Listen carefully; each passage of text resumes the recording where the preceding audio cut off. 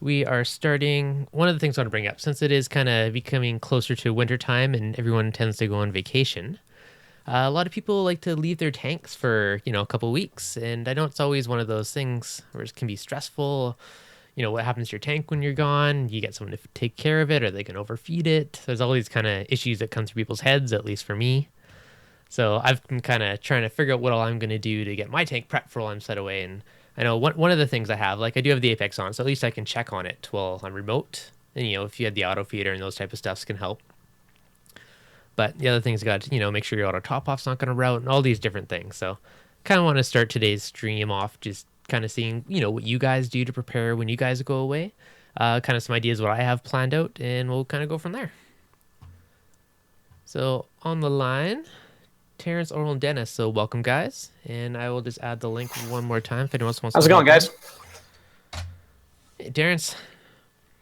So how about you, Terrence? Your tank must be fully automated for when you go away.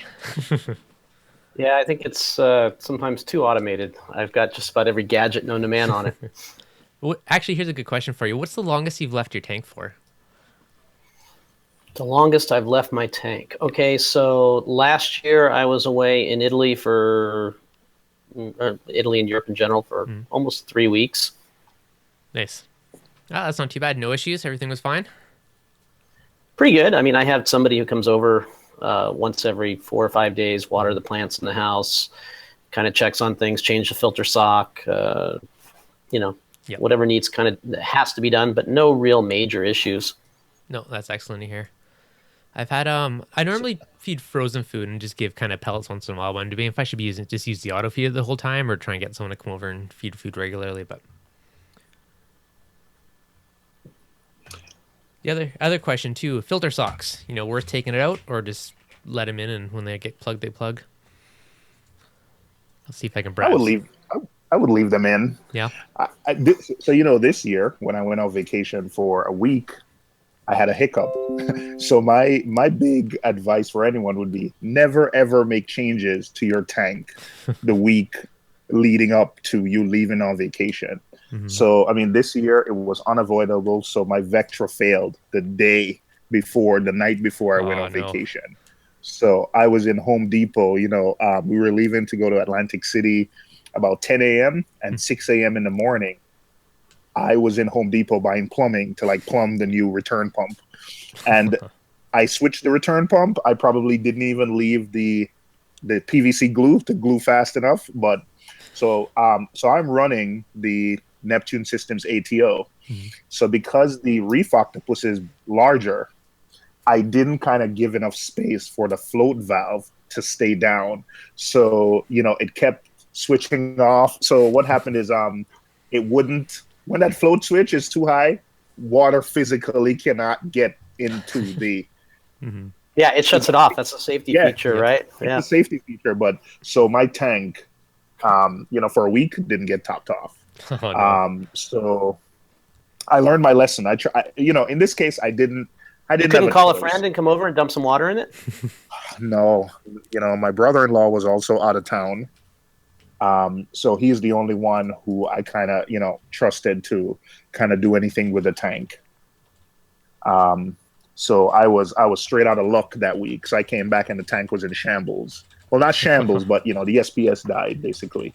I mean, in general, Um, my rule of thumb is don't have regular things that you want people to do because they'll always screw them up, but always have Sure. somebody available that you could give specific instruction to Mhm. that when you see something happen, you can tell them exactly what to do. And like on mine, uh, like I go away for 7 or 8 days. Sometimes I don't change the filter socks and it's usually okay, but I Mhm. can tell when it's not because of my camera and it overflows and then it gets onto the floor Oh and I no. call up well, because it's in my fish cave, so I really don't Mhm. care that much other than it drops my salinity. I call up Russ and he comes over and changes out the filter sock. But, I don't have people feed my fish or any of those kinds of things because they're likely to do more harm than good. On that note, if so you no water, yeah. with no water going into the display tank, all the dosing lines, the skimmer, and everything in the sump. Basically, yeah, the tank went a week without no water going into the display. The new return pump went bad because it was sucking air. Yeah. Um, Everything was being dosed into the sump. So it was just bad all around. It was, but I learned my lesson. So now I have a backup pump that is plumbed with it's not the same pump, but I have a different pump that's made exactly to the specific. So someone can literally unscrew that pump and plug a new return pump in with the same and just, screw it right into the manifold with, anyone should be able to do it. So now I have a couple people now who can come over and easily swap a return pump. So I learned my lesson there. Well, you definitely have a good point not to make any changes whatsoever, like a week beforehand. One of the very common, all too common types of panicked emails we get here is, I just bought an Apex like 3 days ago and I'm going on vacation tomorrow and I need somebody to help me set it all up. Generally not a good thing. No, that's getting down to the line, eh? Yes, there's on that note. Sorry, let me interrupt you one sec. So He also talked about the return pump. Mm-hmm. The tank that we actually had at Reefapalooza this weekend, we also had that same tank at Macna. It's a Peninsula from Crystal Dynamics out of Southern California. We actually had that set up with 2 of our new core pumps, and I really recommend whatever pumps you use, if you can run 2 of the exact same pumps, 1 to each return. Mm-hmm. You're talking about going on vacation. You can have 1 pump go out, and everything can be all fine or set up to be all fine until you get back home if they're both exactly the same. That's a good idea, actually, for future builds. Just on that note, too, about having someone feed your tank. If you are going to have someone feed it, pre-portion your food. Like get little medicine things or those little cups or something, but pre-portion it, because guaranteed they will overfeed. And that's probably the biggest thing that I've seen other people cause issues in their tank. They come back, it's full of algae. Trouble. This year, I wasn't. So I think before I went on vacation, a week or 2 before, Jake Adams, we were talking to Jake Adams on a live stream, and he said he left his tank a week or more without feeding. So I felt, really, I have a copper band and, it only eats frozen, but I felt confident enough leaving them for a week after talking to Jake. And, it was a risk, but, most of the fish eat pellets. So I have pellets. I feed pellets every day. So, everyone was fine. I let they for 6 days, they just had pellets. And when I came back, I just fed a little bit heavy, the week before I went on vacation. And when I came back, I fed heavy the week after. But other than that, a week with tangs and other things, and the tank was fine, other than the equipment failure. That's a pretty good rule of thumb. I would agree with that for the most part. But it's not hard and fast for everybody, because there are fish that are not going to be able to eat in that time. If you have some really hungry anthias, for instance, it's likely that they're going to have a problem. If you have a lot of tangs and you have a fairly established tank, they're going to probably be just fine. They're going to pick at everything and they're going to do fine. A lot of the wrasses, you've got a very well established tank and it's got a lot of bugs in the tank. They're going to do just fine too. But there are fish that will not. But overall, I'd say it's a very good rule of thumb to use, is to say, look, you're going to be gone a week. You can pretty much let the tank go if you feed them, heavy beforehand. Mm-hmm. Just a quick question in the chat. Exclusive Reef is asking if he has an Apex question. Should get a FMM or a breakout box for the types of switches. So the breakout box is more if you want to do a float switch, like a door switch, physical switches. FMM would be more for if you want to do optical switches or flow valves and those type of things. I'm sure there's a lot more Terrence has, but those are kind of the 2 main ones that I'd go for, depending on what your scenario is. And if you have, say, like the ATK, you can use, there's generally an additional port or 2 on there, which you could also kind of use if you have one of those. So it kind of depends what kind of switches and what all you're trying to do with it. Yeah, and you can actually use, just so you know, you can use the leak detection probes as a quasi switch too. I mean, I have only seen this done once or twice, and Paul, who gave a talk this weekend at Reefapalooza at our meetup, actually said he uses them as kind of a door switch when you open or close a door. He has a little piece of metal there, or he actually he has kind of clammy hands, so he can actually touch them and set them off. So he can use them also as a kind of switch, and those will work on the FMM as well. Mm-hmm. Oh, that's an interesting way of using a leak detector. That's interesting. Is the leak detection made for everyday kind of is it made? Will it last if I kind of get it wet every day? I was thinking of trying something with, if the sump level gets too high, but if Yeah, it's that's not not a good getting, idea. No, it's no, no, not. that's not a good idea. For the most part, yeah, you can get it wet every day and dry it off, and probably it'll be just fine. But yeah, to use it as a device that's continually being used to switch and get wet and not wet is not a good idea. It will corrode, and that will be bad news. All right, there goes that. Fresh But you water, could strap yeah. it to the outside of like a skimmer cup or something that sometimes overflows. That's another good use for it. Ah, What are some other random kind of creative uses you've seen out of the products that were kind of something that wasn't intended that some people came up with? Oh, you're gonna get me on the spot here, Like, because there's a lot of different weird things that people do. I mean, they're all over the forums of what people do. mhm. As far as using the breakout box, since you're talking about that, I think the most common thing that people can do that's really kind of cool is the use of a reed switch on the door and having your lights come on and off in the in the sump. Yeah, I got that one. That's definitely the use of switch boxes to have certain common things that you want to have done on the tank. That's certainly out there.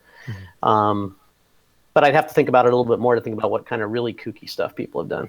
That's fair. Actually, the reed I switch is a saw great one. on the BRS 160. I think I saw them wire like looks like light switches to turn on and off equipment. I've never seen that before where, you can put I guess when the switch is in the middle, it's on auto. You could flip it up to on, flip. Yeah, So I'm the one that told them about that one. Yeah, that's Oh, absolutely how you use it. So that's the difficulty of using switches, right? Is that it's three states, right? They're not really switches. We call them outlets, right? Switches are something different in the Apex, but yeah, it's on, off, or auto. I was actually out on on an install site. Gosh, it must have been 3 or 4 years ago, and the guy who ran this gigantic tank didn't want to know anything Apex. And liked to turn his lights off on this giant tank with a switch. That's how he had done it before. And he wanted the same exact thing. And I was like, okay, but you still want them to go off at 9 o'clock at night, right? And like, yeah. But he sometimes also wants to turn them off when, he's there. I'm like, okay, well, then you're going to have a 3-way switch, and we have to wire that in. You have to use 2 breakout box connections to make it work. But it can be done. And there's lots of really cool little push button things and switches and little things on Amazon. That's where I'd tell people to go, because some of them are really kind of cool. They're used for automation. Some of them are used for boats. Really neat things that you can use. Huh, that's kind of funky way to do it. Yeah, honestly, yeah. One of my favorite things is honestly probably the reed switch. Was just a magnet in the panel. I just pop off my side panel. Everything lights up. It's all ready for you to work. It's great. Yeah. Oh, another creative one that I actually saw Callahan do, Mark Callahan, Mr. Saltwater Tank, a number of years ago, was in the canopy. So you actually put a tilt switch in the canopy. So I don't know how they do them now, but they used to do them with mercury. You've probably seen them in an old thermostat. And he put it in there so when you lift up the canopy on the tank, it actually dimmed the lights so you don't get blasted in the face with the lights. Oh, that's kind of a cool idea. Huh, nice. One kind of yes, I saw that on YouTube. It was I saw that on YouTube once. That's actually pretty cool. a couple other kind of cool. I don't know why we're on the oddball topic now, but a couple funky ones that I saw. Where one guy used a wine chiller to feed like frozen mysis, so he kept it chilled in a wine cooler and used the dose to feed the tank, and then backfed it to flush the lines after. That's kind of cool. Yeah, that's absolutely something I've seen somebody do for sure. Might try that eventually.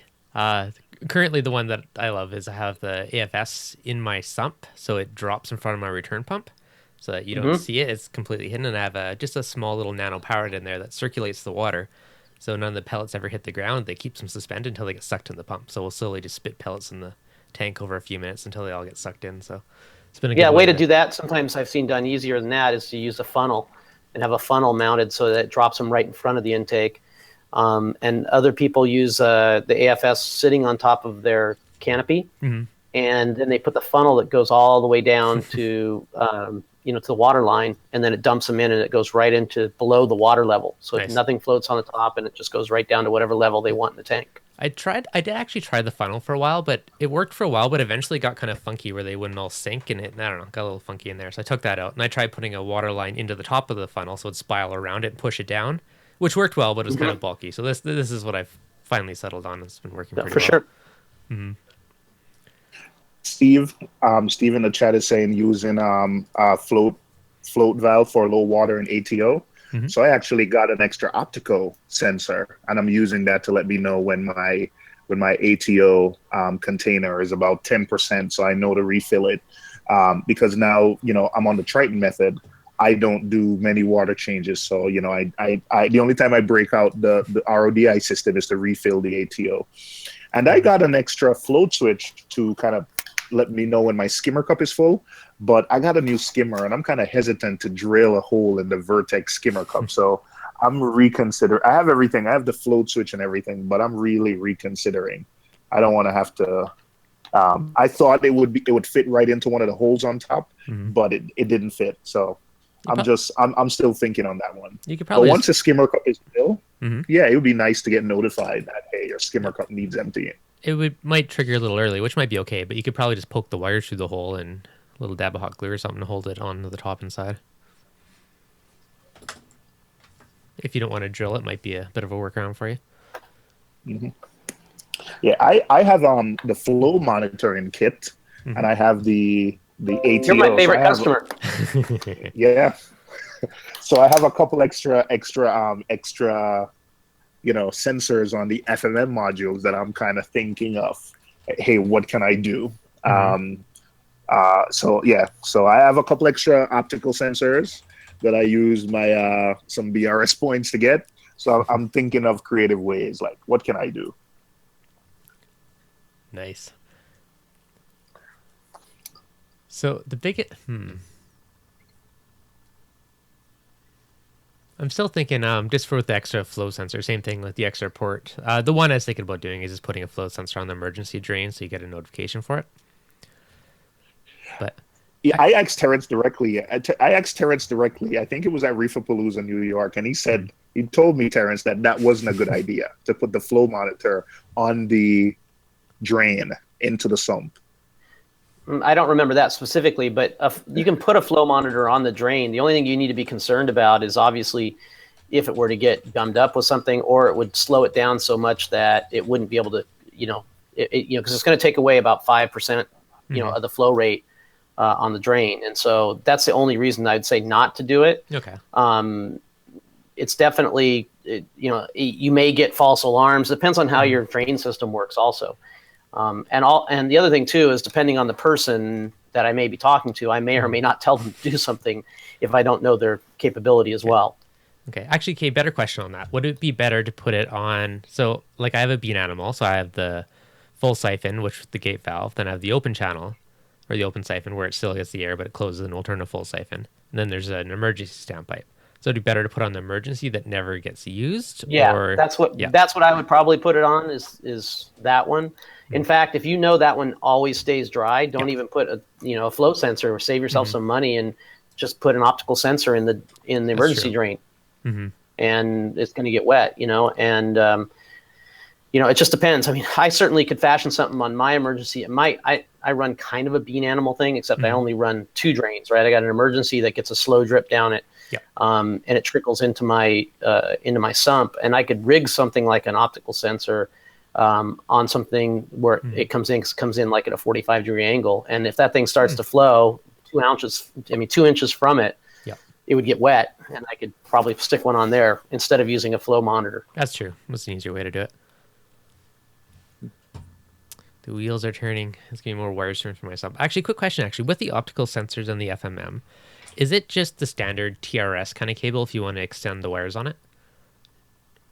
Yes and no. I don't know the engineering specification on it, such that how long you could go or what the impedance is of a extension cable. You can certainly play around with it. I think it's going to be something that's going to be much better on an optical sensor than it will be on the flow sensor, because an optical sensor is more of an open close kind of situation, whereas the flow sensor is a pulse, right? That it's measuring. So it might mess with it if it's too much impedance or too long a distance. Yeah, and the longer you go, too, you have a voltage drop issue, too, and so that would also affect the optical sensor as well. So I don't have anything direct from engineering on how to do that, Okay. or what the distances might be. So you can try it and Yep. and see how it works for you. Sounds good. I'll let you know. There's actually the one I got to extend from my ATO bin, which is the complete opposite end of my tank and behind the chair hiding. So we'll get Okay. that Well, I mean, figured we've out. had the cables are pretty long though. I mean, Yeah. Well, my tank's 6 feet. The controller's on the one end of the tank. So the far end of the tank, then I have kind of like a chair in the corner of the room. So my 15-gallon jug's hiding behind there. Run out of space in the stand.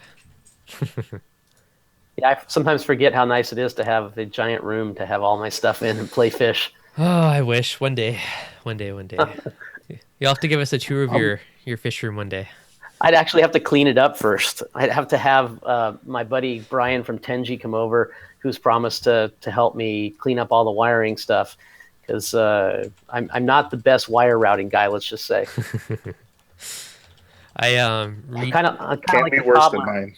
Kind of like the cobbler whose children have no shoes. You know, kind of like that. I It can't be worse than mine. I'm an apartment reefer, but like I think earlier this year I did take everything out, built a nice cabinet, and routed everything.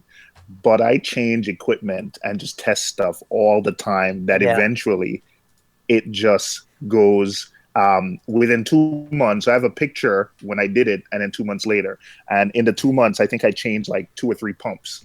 So it just got messed up from unrouting the cables, changing from, yeah, after I'm with you. 6 months, I'm with 7 months later, it just looks like a mess. So I'm never going to, I'm not going to mess with it anymore. It just, So mine was once like that. And then when I upgraded the Apex to the 2016 model, I had to redo my control panel since it was a bit thicker for where I had it set up. So I ripped out every single wire and redid it. It was literally the full weekend project to get that done and try and make everything pretty and 3D printed little brackets hold all the power supplies on end vertically. And it was literally a lot of work, like a full weekend to redo that. But Well, I think I showed you. I think I showed you my dashboard. I just screen share with you, so Yeah. you saw how many things are on there. You Oh, can you got a lot. imagine.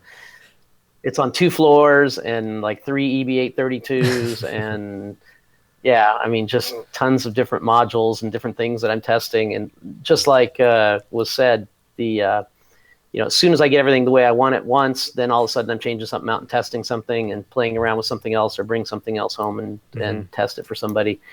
And it all gets unraveled, and you just get Yeah. frustrated. So, Yours probably changes weekly, so but you guys can always go out and see whatever I'll show you statically out on the thread out on Reef to Reef. So it's out in the large tanks, 180 gallon plus section, so you can see. I'll check that one out later. Christopher Williams, when is the doser coming with the elk checker so I can hook up to my calcium reactor? So I think Is that to me? Yeah, I think he's talking about the Trident. I'm assuming. Well, the Trident. By the way, we won Best of Show by Marine Depot. Yeah, at congratulations. Palooza. That's awesome. Ding, ding, ding. So that was kind of cool. It was running there. All the haters that say, "Oh yeah, but how do you know it was running?" No, it was absolutely running. We were pulling tank water out of and running on it. It's going to be out to the general public in mid next year, second quarter, and definitely there will be interfaces in there to interface the dosing from the dose along with the Trident, so that it will help maintain your calcium alkalinity and magnesium automatically for you. Nice. No, that'll be awesome. Yeah, I'm excited for it. It's going to be a very cool product.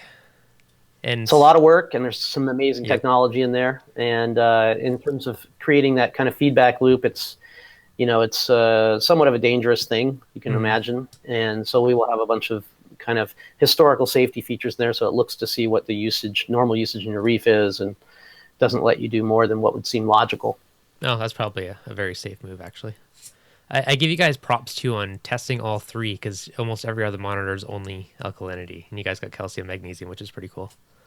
Well, I mean, the thing is that's what our customers wanted. And, it's funny because immediately, because nobody knew we were doing this. And, nobody. And so immediately when we came out with it, and all that was shown by any other company was something that did alkalinity, which is great. You had people going, "Oh, you don't really need to test your calcium and magnesium that often, and why do you need to do that?" And really, since the people that I listen to all the time, the experts, always say things like, if you're adding something to your tank, if possible, always test whatever it is you're adding to the tank, or however you're adding it to the tank, which makes a ton of sense. Now, if you're doing that in an automated way with a dosing pump or even with the calcium reactor, if something is not right, for instance, maybe your dosing pump gets air in it, or you run out of alkalinity solution, or you're using a calcium reactor with Reborn in it and Remag from Julian Sprung's Two Little Fishies. Maybe you put too much or too little Remag in the reactor. These are all things that you'll be able to catch. Some of them you want to catch really quickly. I mean, think about it. If your doser got stuck on, maybe you accidentally turned it on, or your kid did. You'd want to know that maybe in 12 hours. Yeah. And so that's the reason for wanting to test those things. No, exactly. And really, I don't know. It's important. I mean, anything you put in. On that same note, I was dosing the Red Sea Coral Colors, and same thing. Got lazy, didn't test it for like a month, and I finally tested and realized I was dosing way too much for the tank, so dialed that way back. But you don't test, you're never gonna know. So. Yep, for sure. Yeah, I do agree though. I mean, alkalinity is, in my opinion, probably the most important to test, but you still got to test everything else. I test that, once a week. The other ones I'll test every few weeks, but you still got to check it all. ReefDudes, are you making fun of me? Because why? The calcium issue. So right now, my Triton test said my calcium was 664, and oof. I mean I think my doser was screwing up because Triton, you have to be really precise with the and my doser, I think, air was getting in. So maybe, I dose 8 mils a day with the Triton stuff. So if some air gets in and you're dosing like a mil or two less per day than what you think you're dosing, like that affects your parameters a lot. So I was just keeping an eye on the alkalinity, and that was staying a steady, 8.5, but stuff kept dying. Like my tank was still, SPS were browning. And then when I sent off the Triton test, it said 664. I was like, damn. Do you use a clear dosing container? Or do you use the bottles from them and dose right out of the bottles? I drilled the bottles. I switched up actually from ReefDudes advice. Yeah, I just drilled the bottles and made one of those dosing container. Yeah, so my recommendation to people, I mean, obviously I'd love people to buy my product, right? But if you don't want to do that, a really cool hack are these what's the name of that water that has the glass it's a glass Voss. Voss water. Yeah, a Voss water makes, especially for, I mean, not so much for calcium alkalinity because they're small, but if you're ever dosing, smaller elements, they make great little dosing vials or what have you. But I might Triton. I dose Triton the way I know. I just started dosing it not a few weeks ago, and I have I have 2 DDRs, so I have all 4 of them in there, and so I just go and I can look there and go, oh look, they're all the same, perfect. Yeah, that was a screw up on my part. But yeah, I learned my lesson. So and then of course when I was pouring them out of the bottles, the calcium, the alkalinity, and the other, element was they were way off. It wasn't even close. So, that's so good. I paid the price. That one's still hurting. So how often do you test your tank now? Every day for now, until everything settles. Every day. Excellent. Oh, I can't imagine doing that. Until everything gets back on track. The calcium wasn't dropping fast enough, so I actually had to do all day yesterday. I was doing a huge water change. I was leaving it to let it drop on its own, but the tank just dose alkalinity manual every day. But the tank was getting worse and worse. Yeah, you can't do that. It's out of sync, and so you have to do that. You have to water change it. Yeah, so I all day yesterday, for the last 2 days, in fact, water changes. I was just doing water changes. So, I'm not. So now every day I'm doing, until I get everything back on track, I'm doing water changes to kind of. I'm doing daily testing. So Dev, your looks like your live stream chat thing isn't working, or at least. Oh, that's just for Nick. He can never join the Hangouts for some reason. I'll see if I can manually add him. It just looks like it's all out of, like it's in the beginning again or something. I don't know. Looks like it's working on my end. I know Nick's saying he can't jump in, but I don't know why. No, the last one I see is when I said, maybe I'll lurk here a while. So that's Okay. the last one I see. On. So there is a delay. When we're usually doing the stream, it's usually a minute. Oh, that's a big delay for you. But normally it's about a minute behind, or if you pause the video. No, it's had this for a long, long time. Just so you know, because I just saw the delay where you tried to add Nick. Yep. And Okay. So it's working for me because I'm weird. seeing everyone. Yeah, I have 2 chat windows open. Dev, if you want to, I will just message Easy Reefer. I'll just message him the link. Yeah, try it. Whenever I send it to him, I he can think never sometimes join when it. he's on mobile. That could be. Hey. I think it's not working. Although you guys joined at the same link, so we'll throw it in one more time. Dave just dropped one on the chat for me, so hopefully that works. I refresh the page. Let me see if that works. Okay. Nope, still on the same text. Oh, interesting. It shows it, but it's old. There you go. Something is messy with YouTube today. Well, I'll see if I can manually invite him. Nick, send me your email on Google, and I'll just manually add you to the chat. Oh, the chat on the screen is off. So that's probably... So when I was starting the live stream today, normally it starts within about 20, 30 seconds, and it wouldn't start for a couple of minutes, so there might be a really big kind of buffer delay between it live and it actually showing up. The playback Actually, I saw the more recent stuff before. Now I'm seeing. Anyway, for what it's worth. Google YouTube Gremlins. I don't know on this one today. Just letting you know. Good to know. Appreciate it. All right, Nick, if you want to... I have a question, Terrence. I think, I don't know where I heard this, where I heard the rumor that pretty soon we'd be able to kind of get our Triton tests kind of automatically imported right into our Apex dashboard. Is that something that's happening soon? Yeah, I actually announced this at MACNA that we're working with those companies that do that, and specifically with Triton first and foremost. So yeah, I mean, we will be integrating that into the Apex Fusion stuff. I mean, so long as Triton still wants to do it, we're working with them now to try to get the engineers together on it. It's not that involved of an ordeal for us to do it. And we know it's a big value for Triton customers for sure, myself included. I mean, I don't have to tell you how cumbersome it is to try to see historical stuff and to try to align historical things from the Triton data.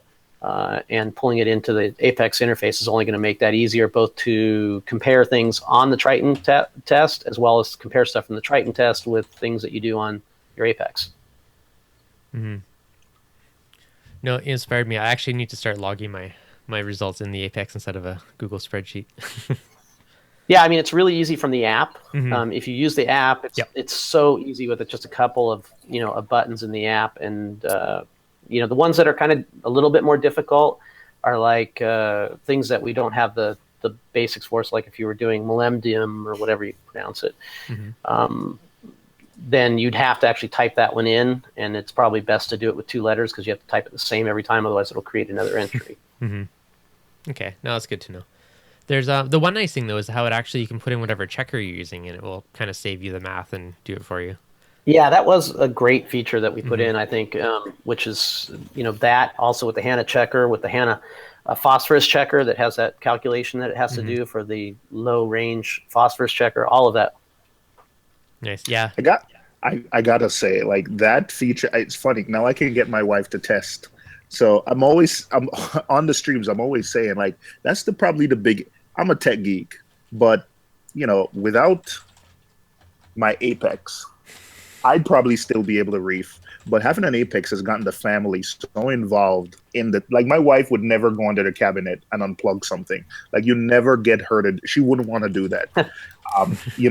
So she just, now something happens. She'll just say, hey, she knows the process. Like, something is beeping. Hey, I'll turn it off and just send him a text and say, hey, or your ATO container, I hear the pump running dry. So it's gotten the family so involved in, taking care of the tank because there's a controller there. They know what to do. Even my 4-year-old knows that, when the tank in his room is beeping, it means there's something wrong with the ATO. So he knows to go in and just turn that off.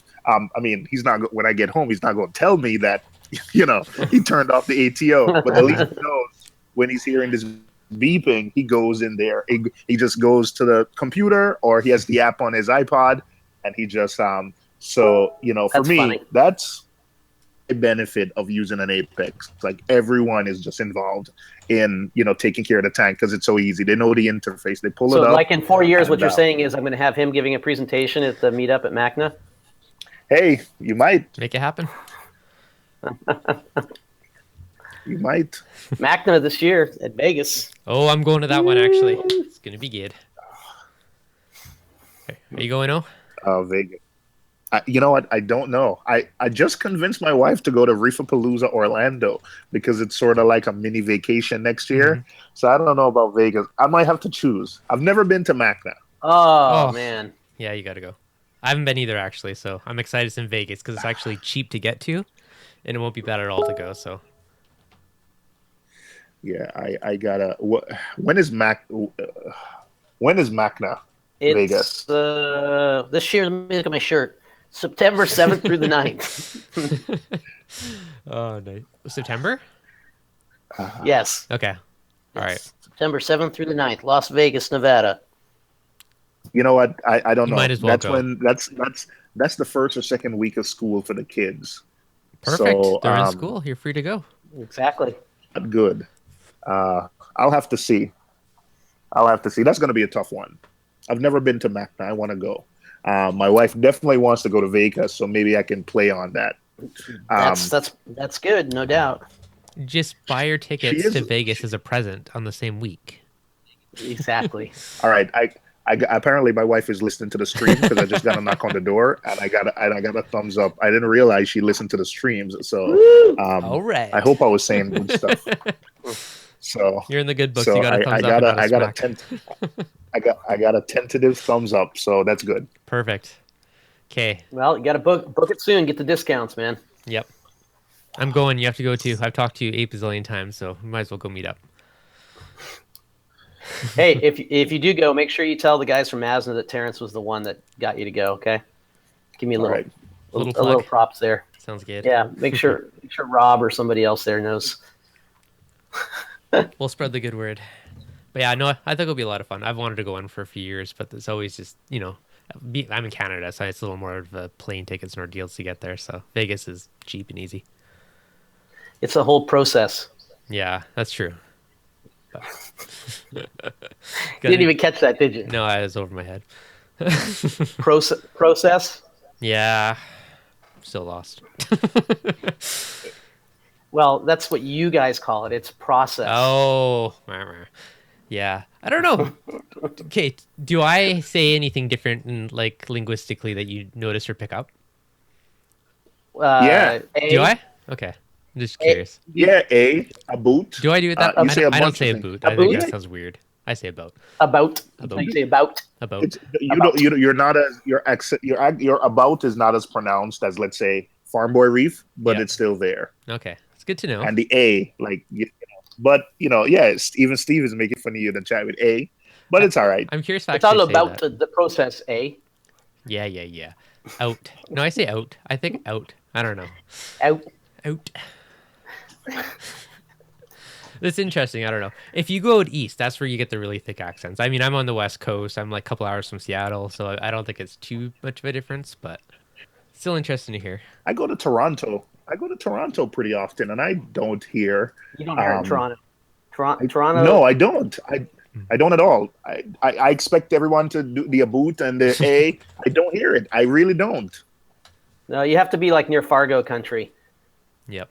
Like Prince Edward Island, like way out that side. That's where you really get the thick accents. Did Nick actually make his way in? I'm here. You Hey, are. everybody. Hey, Terrence. How you doing? Speaking Yeah, of I- accents, I had to boot up my phone, so the iPad wasn't cutting it for me. So out of curiosity, But Nick, you say What did say you that do- all the time, and I Yeah, don't think you learn you your have- lesson. I don't know if it's just my live stream, but you can never join the Hangout link. So what'd you do differently that got you in now? I just went on my mobile, and my mobile's Android, so it must be something to do with iOS. I don't know. Okay. If you jinxed it. You jinxed it there, because everybody else's live stream I can join, right? It's just yours. I'll have to make a new Google account. You're special. so is anybody on this other than us four? There's a bunch of people watching in YouTube talking in the chat, but just us four in the live chat. I see. You've got 50 odd watching in the chat. All right, I'm gonna drop the link. It may or may not work if anyone wants to attempt to join. So, if anyone else wants to join that's in the chat and wants to talk through voice or web camera, you guys can hop on. So the link's in there. No promises it'll work since it seems to be hit or miss today. So Terrence, I would I'll even have keep an eye shared on the the link chat. if it was like I knew it would work. Russian roulette today. I know I joined late, guys. I just want to ask Terrence, how was California? How did you enjoy the show? Well, I live in California, and we're having fires up here right now. But Wow. the show was great. Reefapalooza is always great. We love that event. This year, Reefapalooza was in a new venue for the first time ever. We usually are at the Orange County Fairgrounds, kind of in a spot where they usually put the hogs and sheep. But now we're actually in a full-fledged hotel at the Hilton in Santa Ana, which was great. I mean, it presented a lot more challenges for people, specifically the the people that are moving in and moving out with all your gear and whatnot. And you can imagine if you've never been to a big reef show like that in a big hotel, they're not really suited for a lot of water and moving a lot of reef keeping gear. But it worked out okay. And we had a great event, lots of people there, and we had a great tank in the booth. I mean, the tank was the best tank we've ever had in a booth. The tank was done by Crystal Dynamics. It was a 5-foot long peninsula. I don't know, 180 gallons or something. Nice. Had a door in the end of the peninsula for all the Apex gear. It was running 2 of our Core 20 pumps, one on each side of the return at the end. The tank was set up and put together by LAX Aquarium, who did a fantastic job. I mean, it had thousands of dollars of livestock in it, like 5 or 6 clams, like the Aussie orange sponge gorgonia things, just tons of fish. It was an amazing, and you probably see some of the video. There's actually a live stream I did there over the weekend as well. But it was a great event. Good. I just wanted to say thanks for hooking up with Antonio at VCA with the RFGs.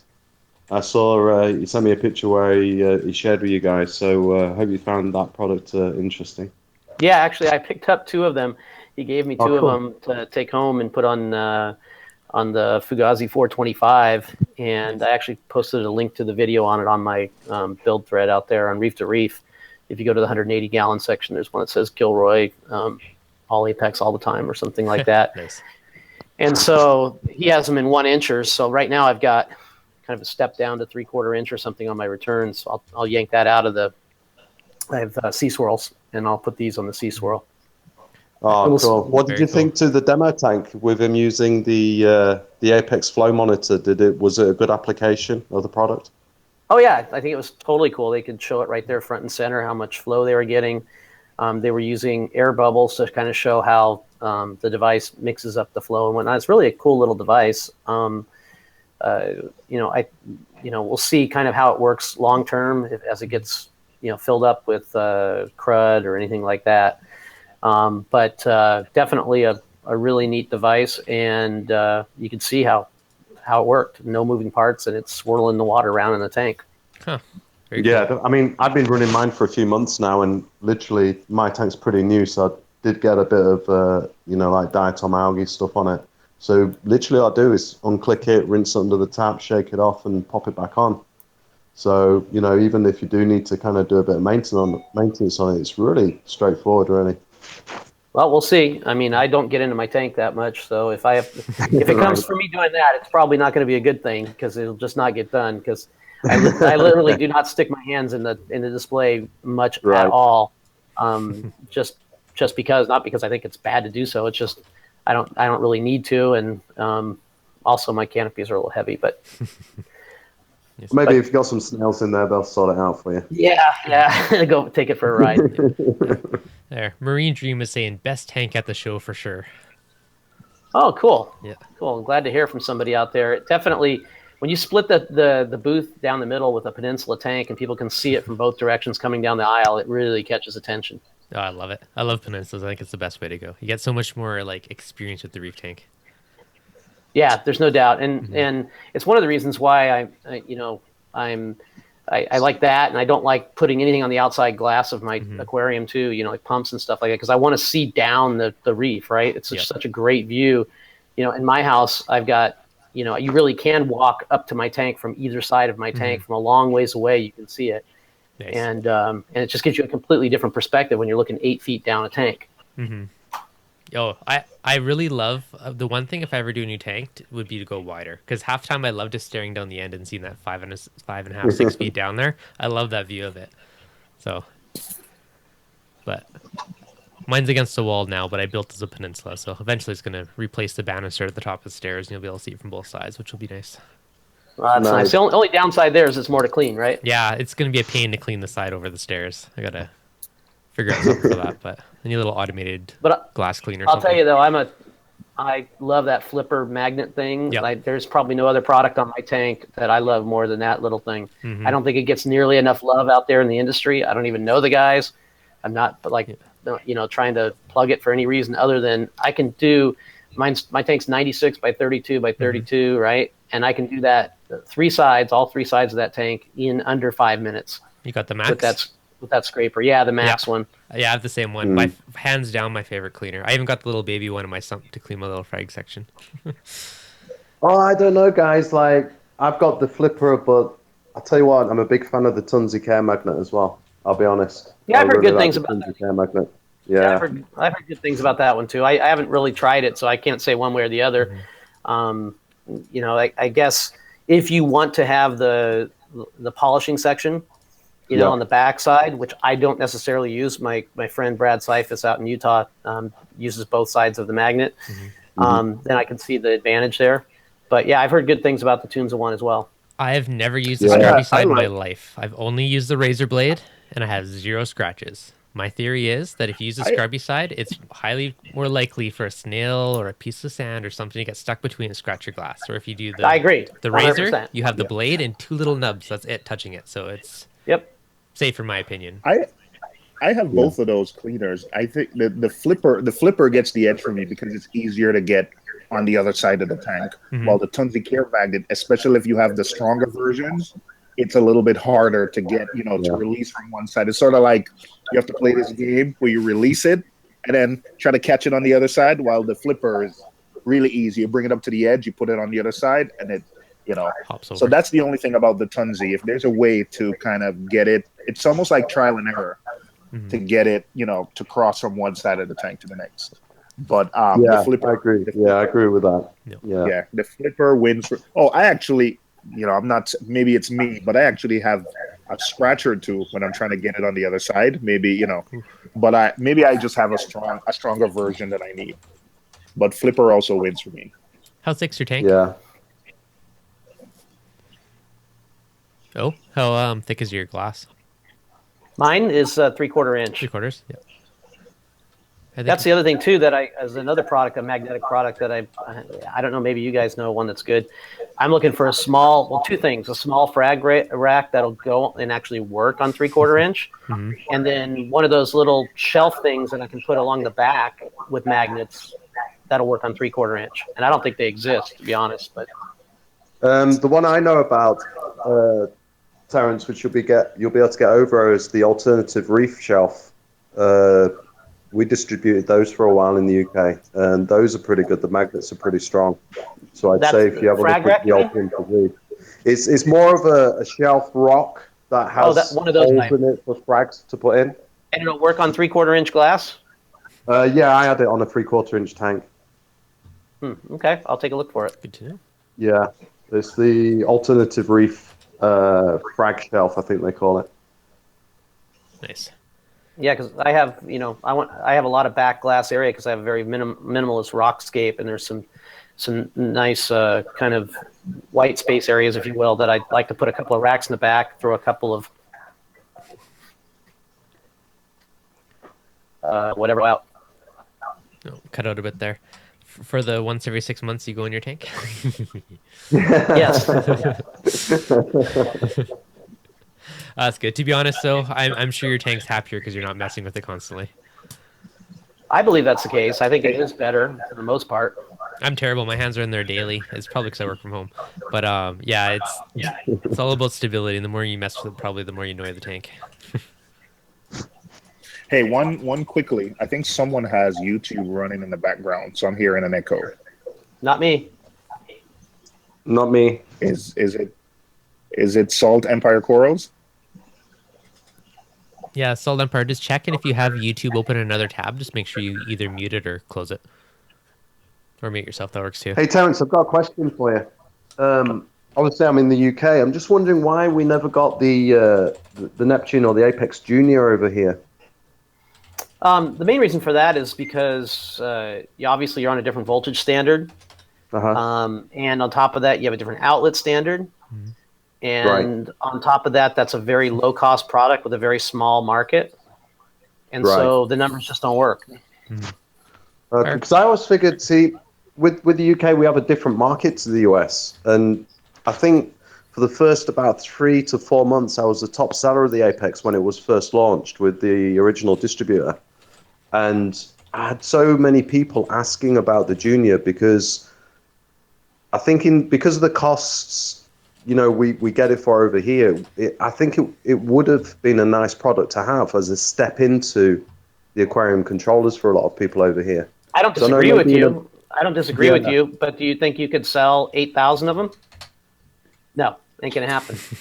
That's the problem because it's such a small market. Well, that's what I'm trying to tell you is... I agree. I understand, like, the reasons for it from what you're saying because we're a small market, but it's a shame, I think, sometimes because we miss out on good products like that. You do. You absolutely do. The logistics of it. And one of the things you have to understand, I think a lot of people don't get, is a lot of the products that are out there, to make them work in various regions internationally, all they do is change a power supply or change a power cord.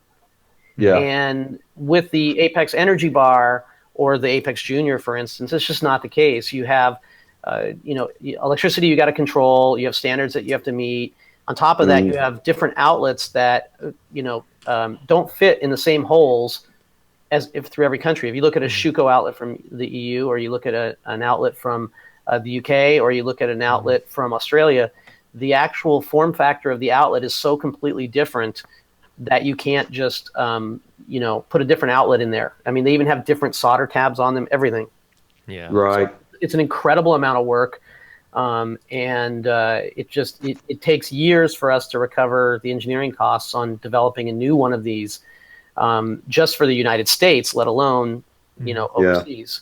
And I feel for you guys, and look, trust me, I get Slack every day. There's not a day I don't wake up in the morning. I don't have a Facebook post from somebody bitching us out that we're leaving behind the UK, or we're leaving behind, Germany, or don't you know how many people here would love to have this? Look, I know, I get it. It's just that, it's just a matter of numbers. Is it a case, do you think, Terence, where originally, I know obviously we were waiting for it to come to us, I was like emailing often saying, when are we getting it? When are we getting it? And do you think it's because the original product was developed for the States? Do you think in retrospect, obviously we've got gyres and everything are on different connectors so that the plugs and things are like an ancillary. So they work the power cords a different way. And that's absolutely true. So for instance, the core that's coming out will easily be able to be a UK version, right? Right. The dose easily is a UK version. It's all 24. And so, I mean, those products which use external power supplies are easy to make international versions, and that's why everybody's products are that way. However, to make a product work for all the other 240 volt all the other countries. Cruz, you need to mute. Yeah, you're a little staticky there, Cruz.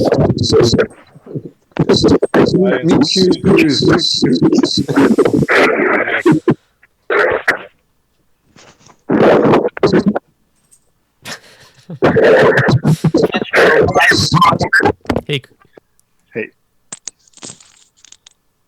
There we go. Me curious. Okay. Anyway, sorry guys. That's the reason that we that's the reason why it's so difficult, and it's very hard for people to understand.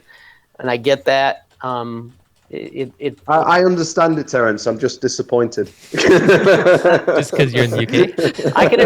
I can assure you, being in sales and marketing, I'm disappointed as well that the UK doesn't have more reef keepers so that I could do this. Mm-hmm. Yeah, we're a dying breed, unfortunately, in the UK, I think. I'm going to throw this one out because I've been asked it about 8 million times. I'm just asking about the reasoning for the UK version having 6 outlets instead of 8. Good question. The main reason is space. I don't know if you've ever used a UK plug ever, but they're the biggest freaking things on the planet. They're ginormous. Yep. Okay?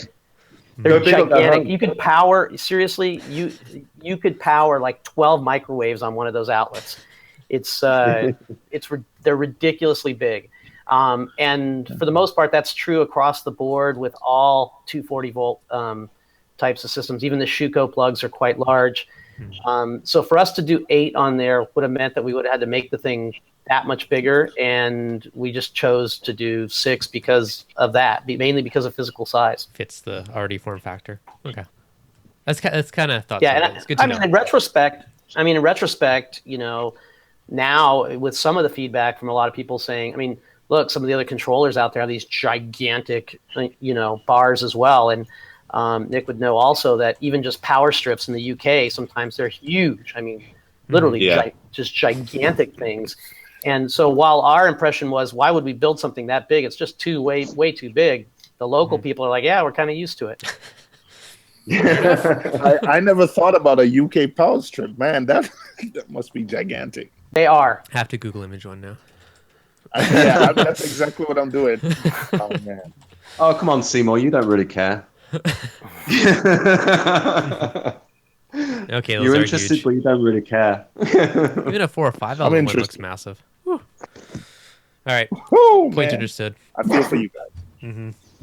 Thank you. Is the UK getting the 2016 EV6? Oh God, how long did it take that to come up? So once again, kind of it falls in the same.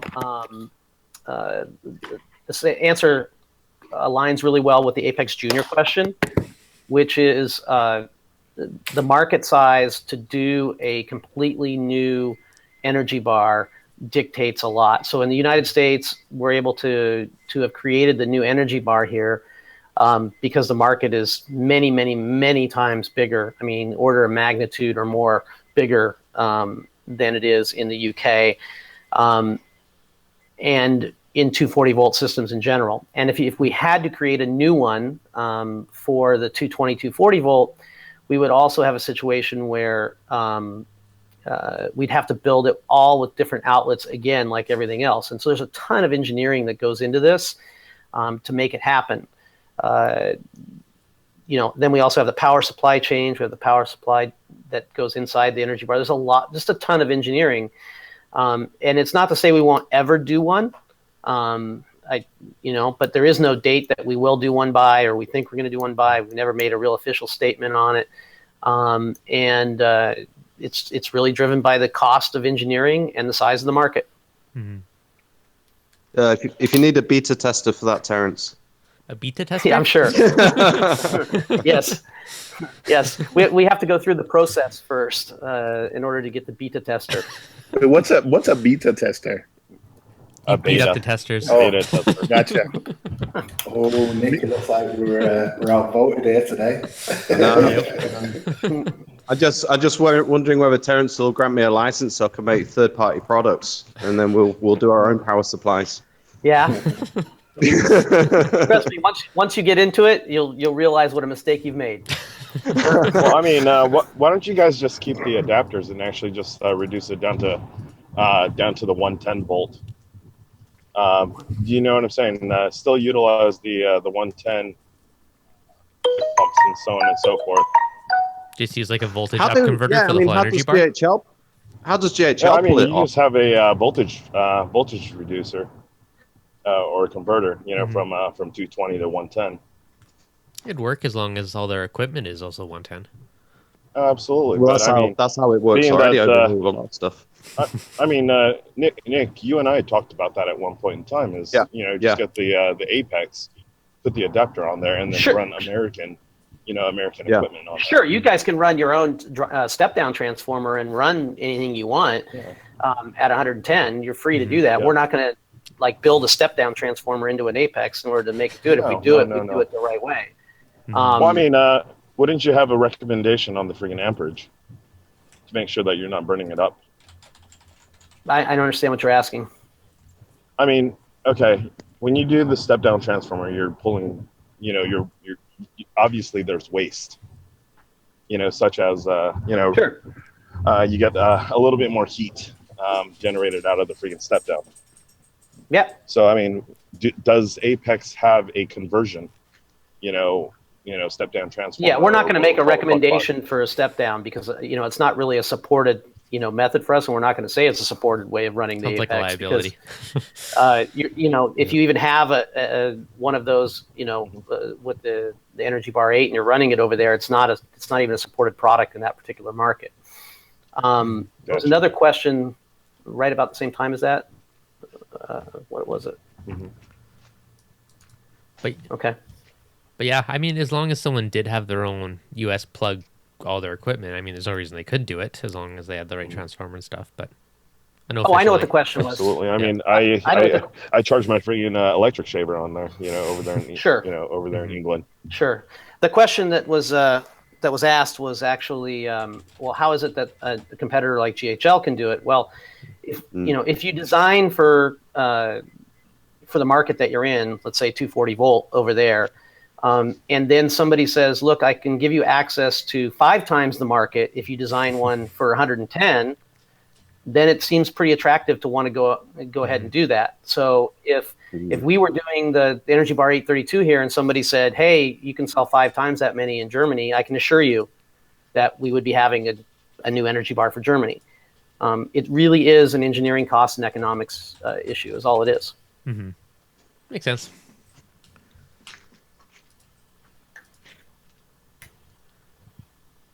So on the original topic, Cruiser Michael, how about you guys? Do you guys do anything special to take care of your tank when you go away for a couple weeks? I just kill it. Kill it? I'm not going to swear, Nicholas. I'll be all right. I'll be dead when I get. Well, to be honest, with my tank, when with it, the way that it's set up now is it realistically should run itself without needing anything special. The only thing really that I'd need to do is get my auto topped up by somebody, to come around and give a little bit of food to the fish, or I could even put the auto feeder on, which I've got, and that's it really. The tank is as basic as I can get it, for that reason that, obviously over the next couple of months and definitely over the next year or so, I'm going to be traveling a lot more. So the tank needs to be in a situation where it's like, all I'm doing is just going, you've grown a little bit today. Sweet, right, off I go again.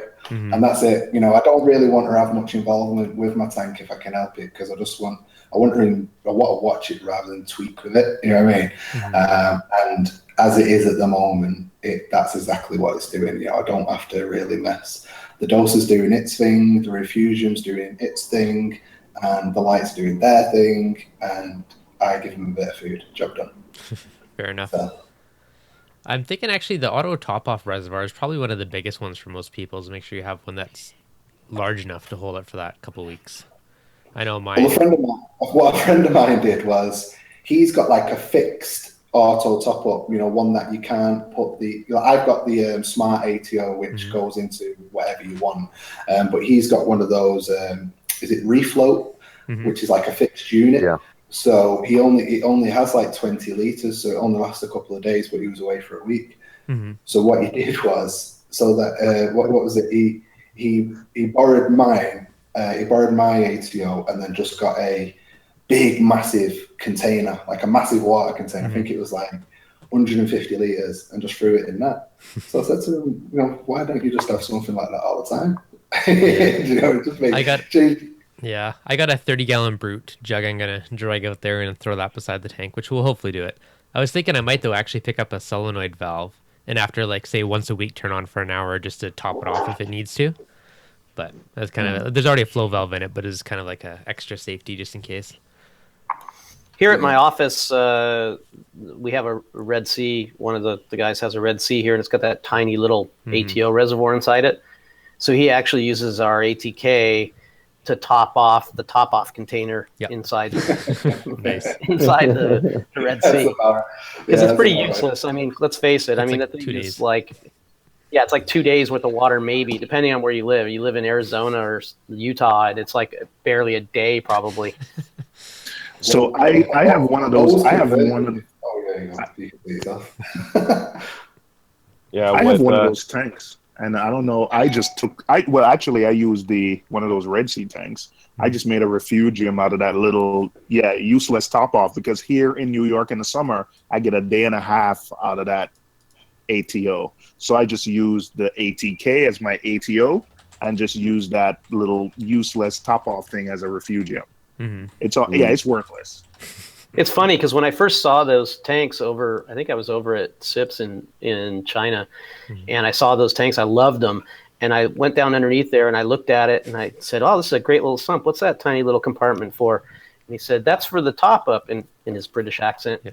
And it's the same guy you see on all the videos. And so I'm like, "You're kidding me, right?" He's like, "No, that should be perfect. We figured out that's about a week's worth of water." I'm like, "Clearly, you've never owned a reef tank."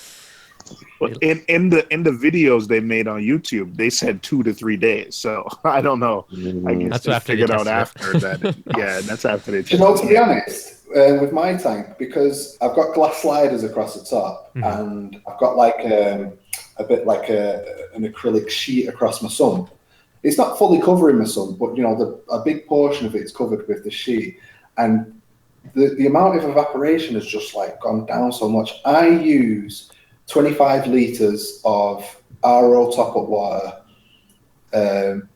in just over a week. It's over a week, but only maybe a day, maybe 2 days over a week. That's not bad. But my system's a 1,000-litre system, so it doesn't really use much at all. I go through 8 to 9. I refill. When I had a 10-gallon ATO, I had to refill it about every 8 days. 8 days, 7 or 8 days. I went a week and a day. So I'm surprised. 25 liters. You said 25 liters? That's about 6.5 or 7 gallons. So, I mean, my tank total is 91 gallons. Yours is, I'm surprised we're using I know my apartment is hot, but man, the fact that I'm using more top off water than you, that's shocking. He's only doing about 1% a day. It sounds like. My tank's really enclosed though as well. Really enclosed because obviously it's got the hood and the cabinet. But like I said, just the glass sliders across the top of the tank are more or less housing the entire top. There's a gap at the very back where I purposely had the baffles split so that I could put the flow pump wire through it.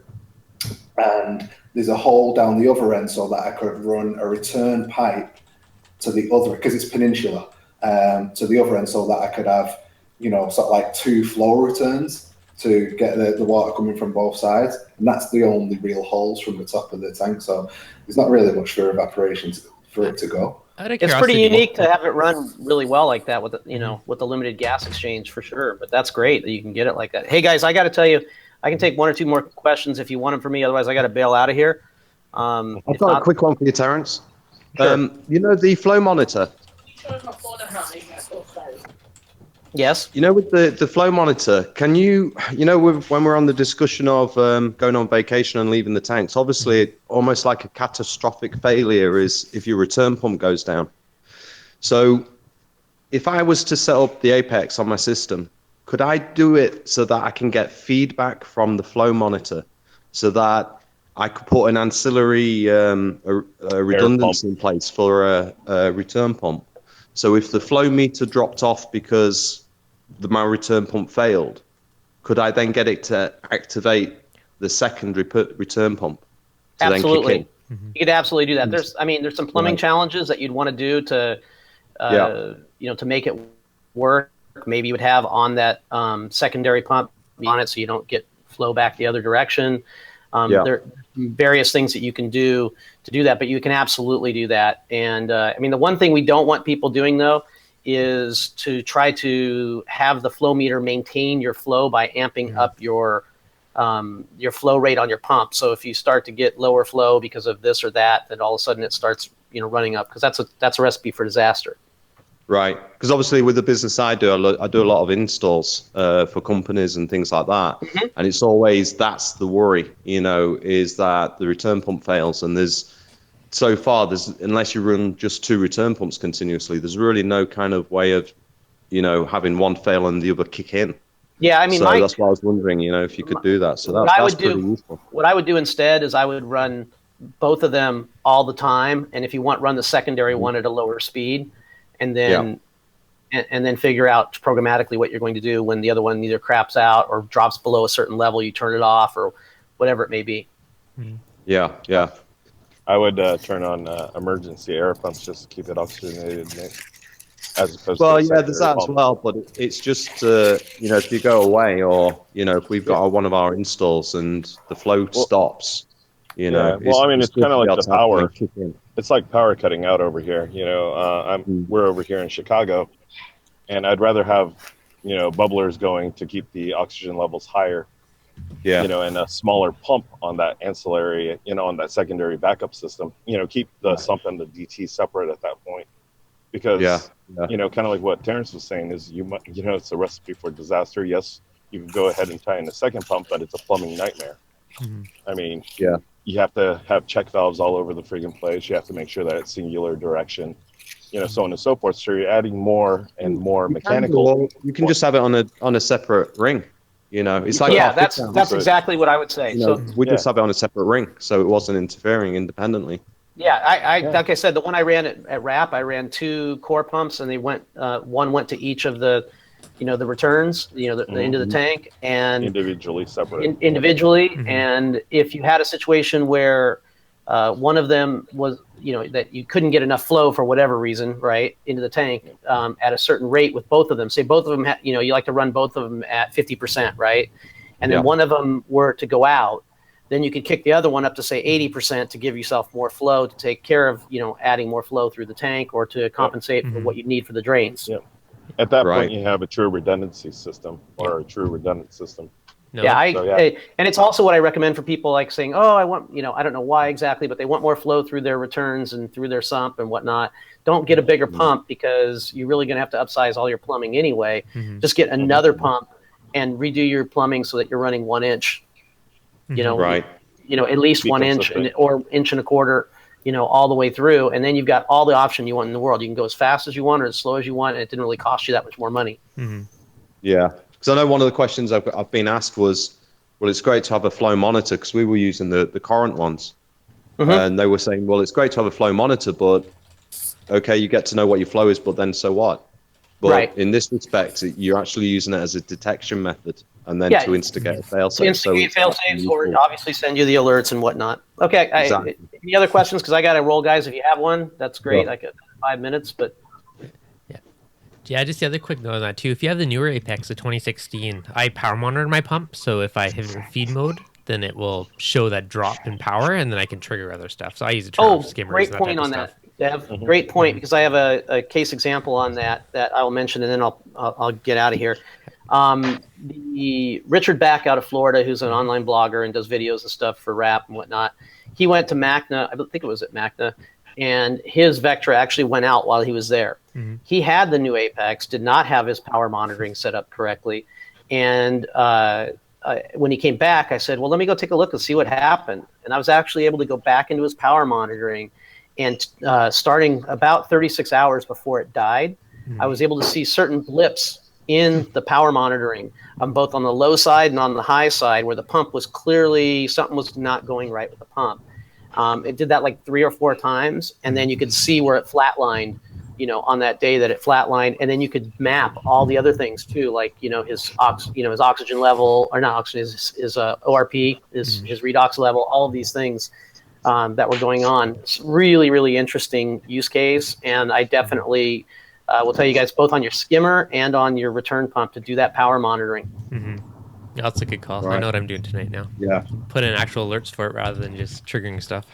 Absolutely, 100%. All right, guys, thanks so much. I was happy to be here. Thanks for the opportunity there, Dev. And I'm going to bust out of here. I got some stuff to do, and maybe I can come back another time. Sounds good. Thanks for hopping on today. Thanks, guys, catch you Terrence. later. Cheers. It's a good reminder, actually. I do need to set up my alerts. I have it turning off skimmers and all kinds of stuff to detect feed mode, but now for actually alerting me, it's a good call. But the point of Dev, running... you're probably only using like 20% of what that thing can do. Yeah, I know. I'm slowly getting more advanced with it, but half the time it's just thinking what you can do. I mean, it's pretty versatile in what you can do as long as you can think it up. And you're like, yeah, it's a good idea, and then just find a way to make it happen. So, Yeah. There's I do like that idea of having dual return pumps, though. It's a great way for redundancy. Well, it's just something like, with the subject matter, if you go away on holiday and then your return pump fails, what are you going to do? Well, I The mean, only problem is the all-in-one pumps. The all-in-one tanks, though, is that you only have one return typically. well, most of You'd them have to actually have fill out a dual second nozzles, though, so you could. Really? Yeah, like at least. Well, on the Nuvos, yes. Yeah, oh, sorry, I've only had two. Both my all-in-ones were Innovative Marine, but yeah, they all had two return Or nozzles. Innovative Marine. Yeah, Absolutely. the Nuvos. But I mean, some of them, like the old cube style 29-gallon. I think there was called the Bio Cube or something like that. It only has one. Okay. And you only have room for one. Yep. Which kind of sucked and limited you. But another kind of, I do like that dual return pump though. If I do another tank again, I'll have to plumb it for 2 instead of 1. That's a good point. The thing is, if you're running like a sun-based system as well, it may be that day to day you don't do it, but then you're going away on vacation, so you prepare your tank for it. Do you know what I mean? So then you might put that system on just because you're going away on vacation as a redundancy for you going away. True. I probably. And then when you come back, you might unhook it and take it off. And it's just a hang on the back extra pump. That's extra pipe, hang on the back pipe work. Yeah, exactly. To be honest, though, if my sump wasn't working for a week, other than my skimmer not working, I think my tank would still be fine. If the return pump died. Like, I don't think it would kill the tank. Where's your heaters? Oh, yeah, I guess the heaters. Okay, fair point. No, actually, well, my pump's on battery backup, but yeah, if it died, then I can see that. Yeah. But, yeah, that's the thing. If it died, the impeller seized or something like that. We in our fish house, we had it where the pump actually seized. Really? And it was like, what do we do now? I guess I have a net thermostat. I guess I could just crank up the heat. Well, I mean, what we do is we have, basically air stones also on the bottom of the tank that we put on backup generators or backup UPSs. Yep. We have a little small gas generator, and it should last us at least a good couple of days. Nice. So that's good. Yeah, I worked it out with my battery backup. I should hopefully get probably about 5 or 6 days running a return pump and 2 MP40s. Wait, what? Okay. Very nice. I heard in Narcosis. We like to keep it simple. We put the air stones all the way at the bottom, so it actually does the circulation of the tank. Taking a lot of the water from the bottom, moving it up to the top and letting it do its own circulation. You know what I'm saying, Dev? Yep. That makes sense. I mean, I like to keep it simple. Yeah. I don't like to fully depend on, a controller. To me, if you lose power and you have a UPS on the apex, yep. Can it still power the Power Bar 8? So you know what I'm saying? I have 2 ways. So my everything is running through like a computer UPS, but will only run for about 20 minutes till that dies. But then I also have a separate plug going from a 147 amp hour battery into the Ecotech controllers for the MP40s and the Vectra. So those have their own driver that default back to the second backup battery plug when it's running on UPS, when it loses power. So it kind of defaults on its own. So it's kind of like 2 controllers in a way. Okay. So basically 2 relays. Yeah. So if your return pump quit on you and you're gone for a week, yep, and your protein skimmer is inside of your sump, yep, most likely you are probably going to have a pH loss and all of your SBS would probably die. I do have a good amount of but, surface that- tension though. Like Yeah. I have waves in my tank, and I have a couple different pumps on the go. So I think oxygenation would be okay. Like it'd obviously be lower, but I think it would be okay. The heat would be the only I mean, questionable part. So That's I where have, a little small cheap air pump comes in handy. Mhm. You know, if you have your MP40s on friggin' battery backup, why not have a battery backup for an air pump? You know, just keep the oxygen levels high. Your No, SPS for should sure. be fine. I just have to find a way to so hide one now. I have chronically low pH. So I have to plumb my skimmer, air intake outside. Hmm. And when no one's home, and it's mainly because there's 4 of us in an apartment and it's locked up tight. Mhm. But when no one's home, I usually don't have pH issues. After if I'm out all day, my pH is no one's here all day. Hmm. So I think if you're on vacation and no one is home, in most instances, you shouldn't have, as long as you have good flow, decent flow in the tank, Yep. you shouldn't have an issue with low pH because, I'd be, in my instance, when my return pump failed, messed up when I was on vacation, it was the fact that I was dosing all these elements in the sump and nothing was getting to the display. Hmm. That was probably a bigger problem than, my skimmer being, Yeah. it was that. Yeah, I was dripping alkalinity, calcium, trace elements in the sump, and nothing was getting to the display. No, that's a good point. Mhm. So what you're saying is I should really get a backup return pump for one of those situations. Well, I have one now, and it's plumbed exactly. I measured it. I even tested it. Yep. So what happens now is when I'm leaving, I'll just leave it right in front of the tank. I'll make sure, somebody competent as I don't even need them to plug it into my Apex. They can just plug it into any plug. Hmm. So it's easy now for someone to disconnect the pump and just put another one in. It has a union there that slides right in. Nice. So yeah, so I've dry tested it. So that's not gonna happen to me again. So I got another. Yeah, You learned your lesson after the first time. I got the pump. The pump I have on backup. It's not as strong. It's I have a reef octopus I'm running now. That's okay. So though. it's just a J-bow. But it's a J-bow. So it's just it's That's- just a backup. At the end of the day, that's probably fine. Yep. So did you buy UPS yet? Just a J-bow. J-bows are cool. I used to run yeah, a J-bow. It was good. I still run J-bow now. A J-bow runs my chiller. So I'm sorry to say just a J-bow. J-bows are great for the money. By the way, I've never I'm not crapping on any company out there, but in the 6 years I've been in this hobby, I've always had a J-bow pump one way or the other, whether it's running just my chiller or running something else, and I've never had one fail on me. Me Ever. neither. No. Yeah, I've they've served me for years, and then I've given them away, and I used to give them to my buddy, but he's no longer in the hobby now for a reason, because he just neglects everything. So, Because he's got a full tank of J-bow pumps. I'm telling you, I think Dev, I shared a photo with you once. Mhm. He literally neglected his tank so much that when I went to help him break down his tank, like half the sump was empty, everything in the sump failed, and the display tank was half. Yeah. Like that's how bad he neglected his tank. Hey, Seymour, you know what you would really like? A red dragon pump. That's what you'd really like. Too much money, man. Sounds expensive. I'm not made.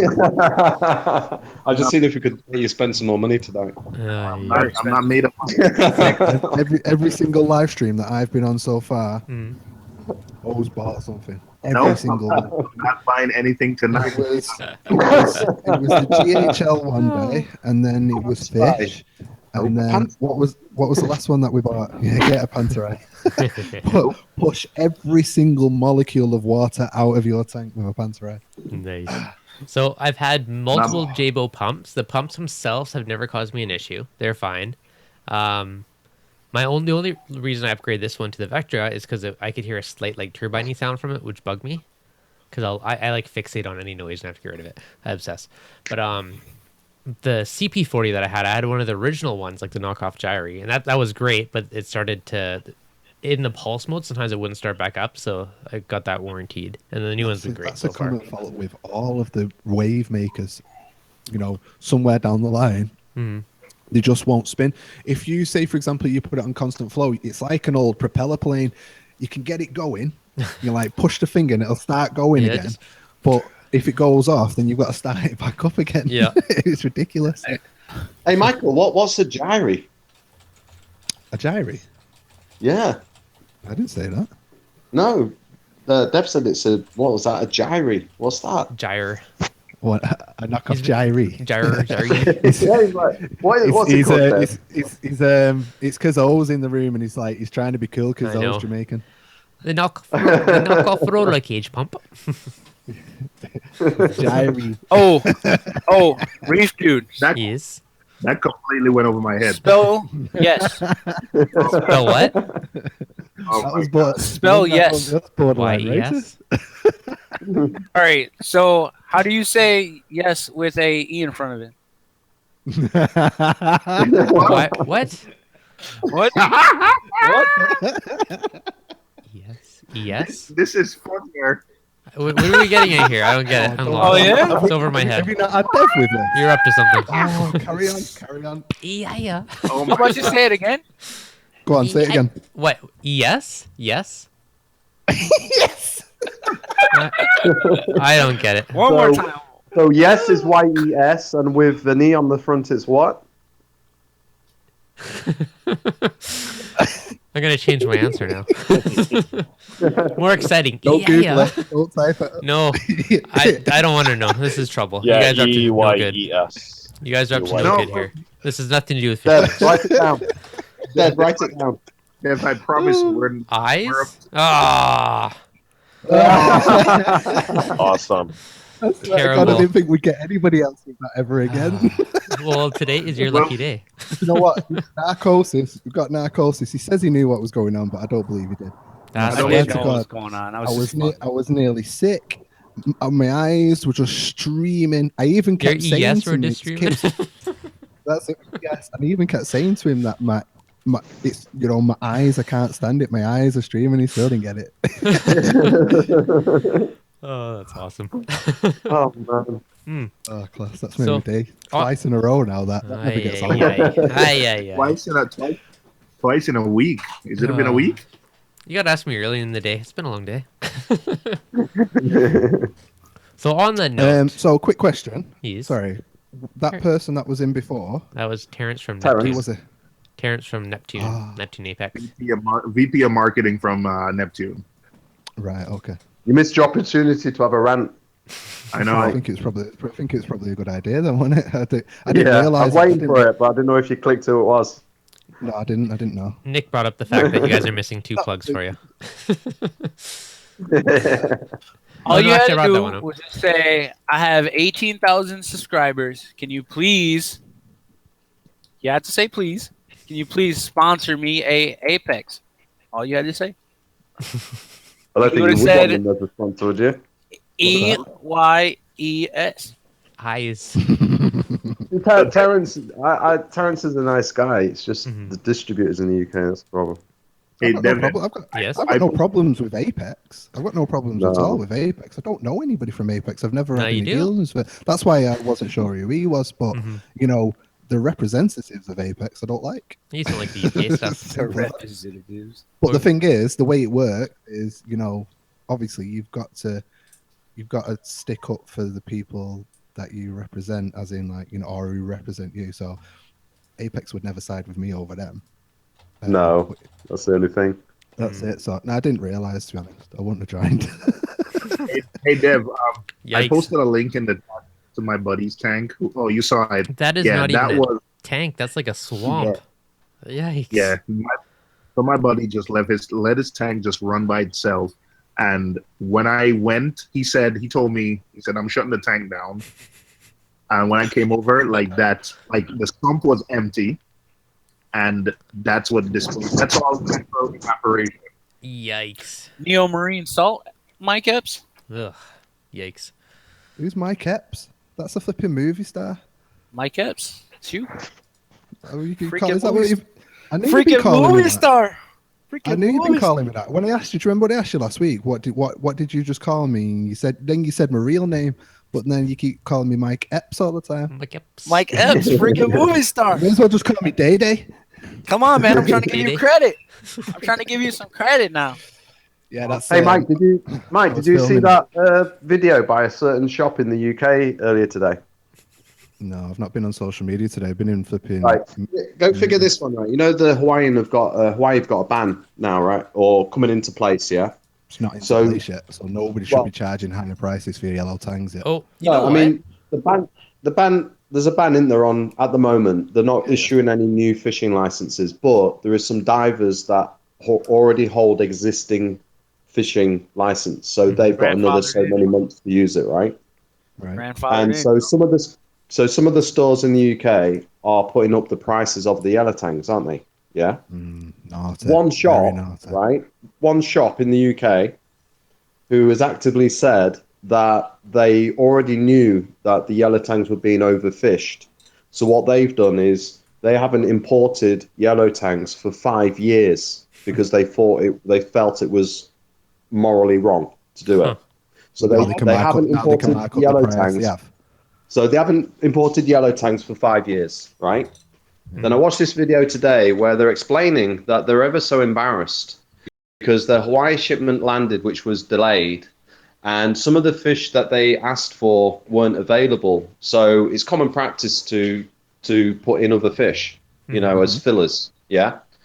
But normally, right, you can dictate what fish goes in if they haven't got the fish you wanted.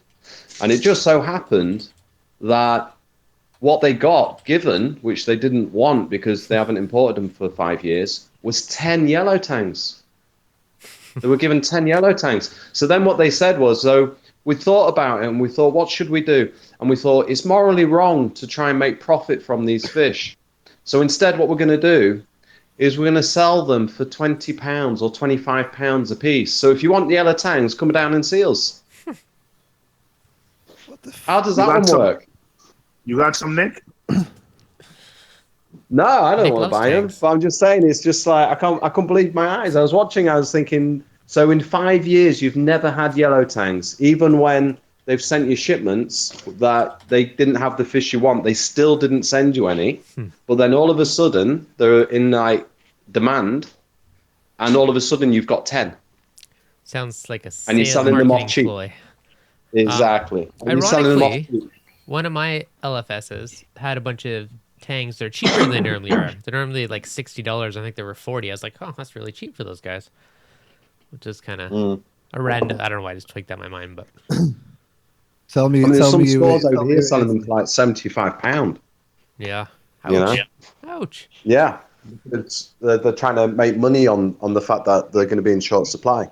So these guys have gone, oh, we suddenly got 10. But what we're going to do is let you have them for £20. Come and That's see us. 100 US.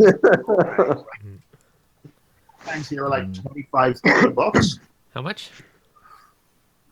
Well, $30 probably. yeah. 30, 35 bucks. $35 for like a big yellow tang, I would say. Even in New York. So pretty much what they're doing is selling those at the normal price and trying to get people in to buy other stuff. They're like kind I of would say they're selling them underpriced to what they normally. What would you say, Michael? £30 to £40 for a nice yellow tang? 35 pound minimum. Yeah. So £25 cheap, isn't it? Cheaper than normal. $25 here for me. It's cheap. Man, you guys got cheap. So, you know, obviously, my opinion with yellow tangs, it's like They're yellow mean. tangs. No, I mean like the industry. Yellow tangs are already a sort of like I feel are the guppy of the saltwater world, where people don't really, don't really appreciate what they are. Yeah, just like chromis and things like that. It's like a throwaway fish, and because they're relatively cheap in the grand scheme of things with their saltwater hobby, people just feel if it dies, it don't matter, I'll just go and buy another one. And because they're in so much of abundance, they're not really appreciated as much. And like I said, they are just a bit more of a throwaway fish. And then bringing the price down even more, that's just, it's not. Yeah. Okay, so But to make a video, You know about why that it, is, right? Oh. So, question. So, you in the States, I don't know if there's an issue here. I'm just throwing this out there. You might shoot me. Okay. So I always hear about lots of you guys like issues with like diseases and ick and all these things, but your fish are also super cheap. They're not so cheap here, but I never have issues with any of those type of things. So I don't know. Is it just kind of like a whole shoving it through the system to pump them out through sales being cheaper thing, or just because you're so close to the oceans, like catch it and put it out? Like I don't know. Are you talking to Americans? I think I don't think it really when it comes to, you know, if it's a cheap yellow tang, then it's more than likely going to be a diseased yellow tang. Not necessarily, because they still buy them in at the same price. You know what I mean? So, you know, not necessarily. It's more, if it's a cheap yellow tang, then it's just clearly somebody that doesn't know how to run a shop properly, because number one, they don't know how to make profit, and number two, they don't know how to look after the livestock. Yeah. So, you know, if that's the case of that type of shop, just don't go in. Yeah. That's fair. No, I just... Yeah, okay. That's fair enough. Who's just put that? Not black bar chromis. Or Vanderbilt? Is it Vanderbilt or Vanderbilt chromis? They're nice. Vanderbilt chromis are nice. Yeah, no. They're not as throwaway as like just your normal blue greens.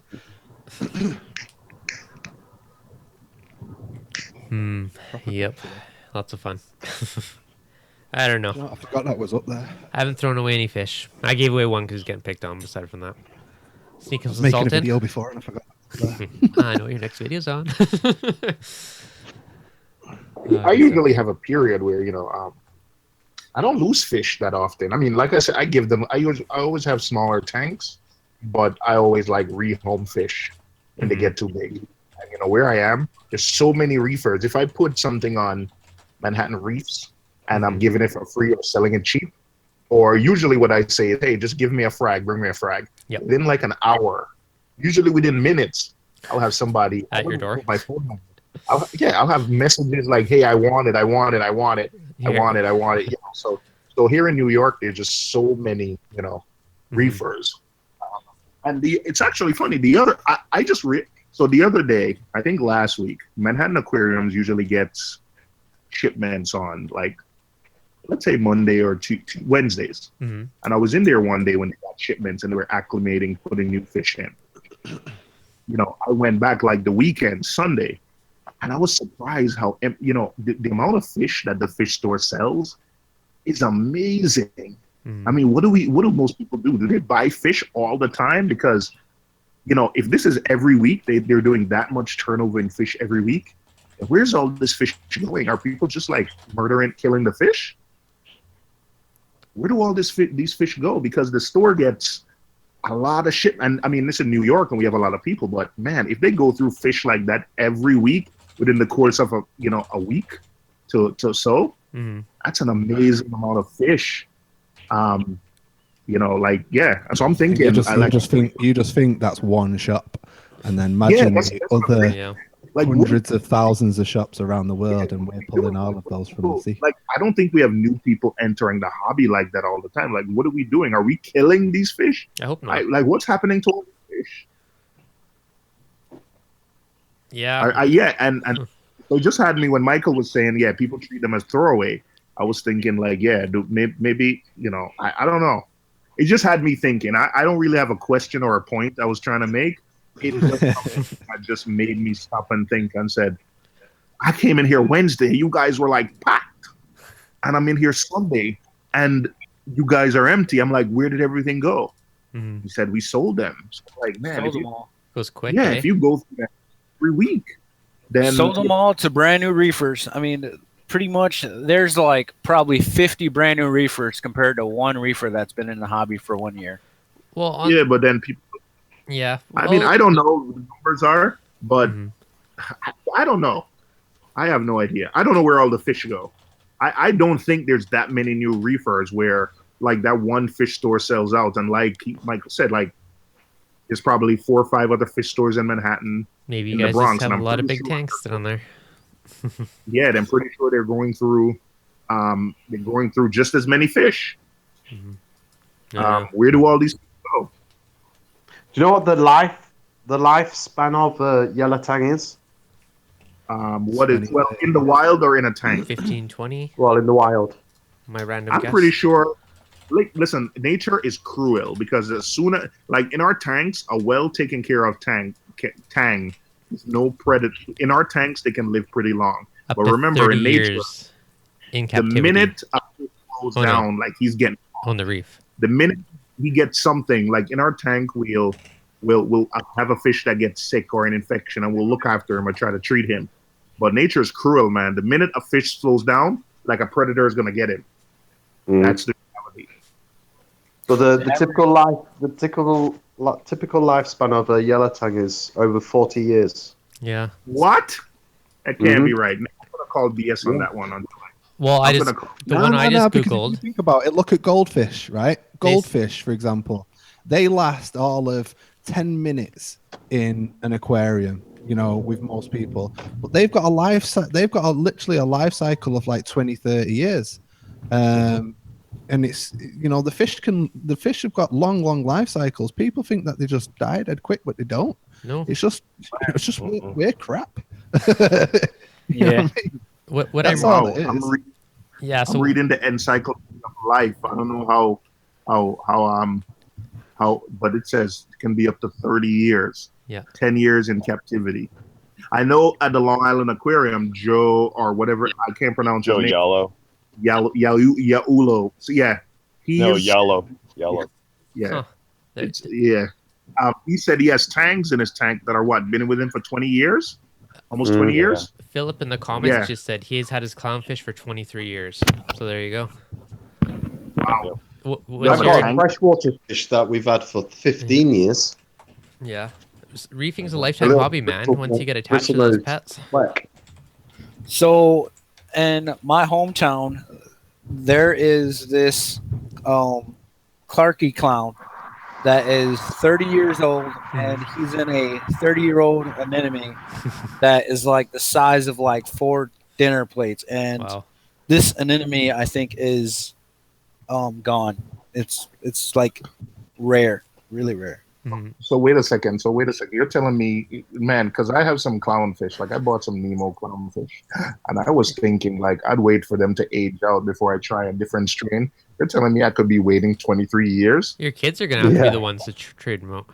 You're gonna be inheriting those babies.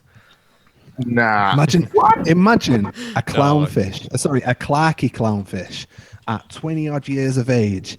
That's the size of a hand. He's going to be a grumpy Clarky clownfish in the just straight from the outset, a moody little beat. I mean, have you guys when it's old and set in its ways and it don't want to move, and you come in and it's like, get out of my yard, trying to bite you with its gummy mouth. Just don't touch the coral. Yeah, you probably can't add anything new to that tank until you get that Clarky out. To be honest, I've watched a Clarky grab a fish by its tail and pull it into the anemone alive. Wow.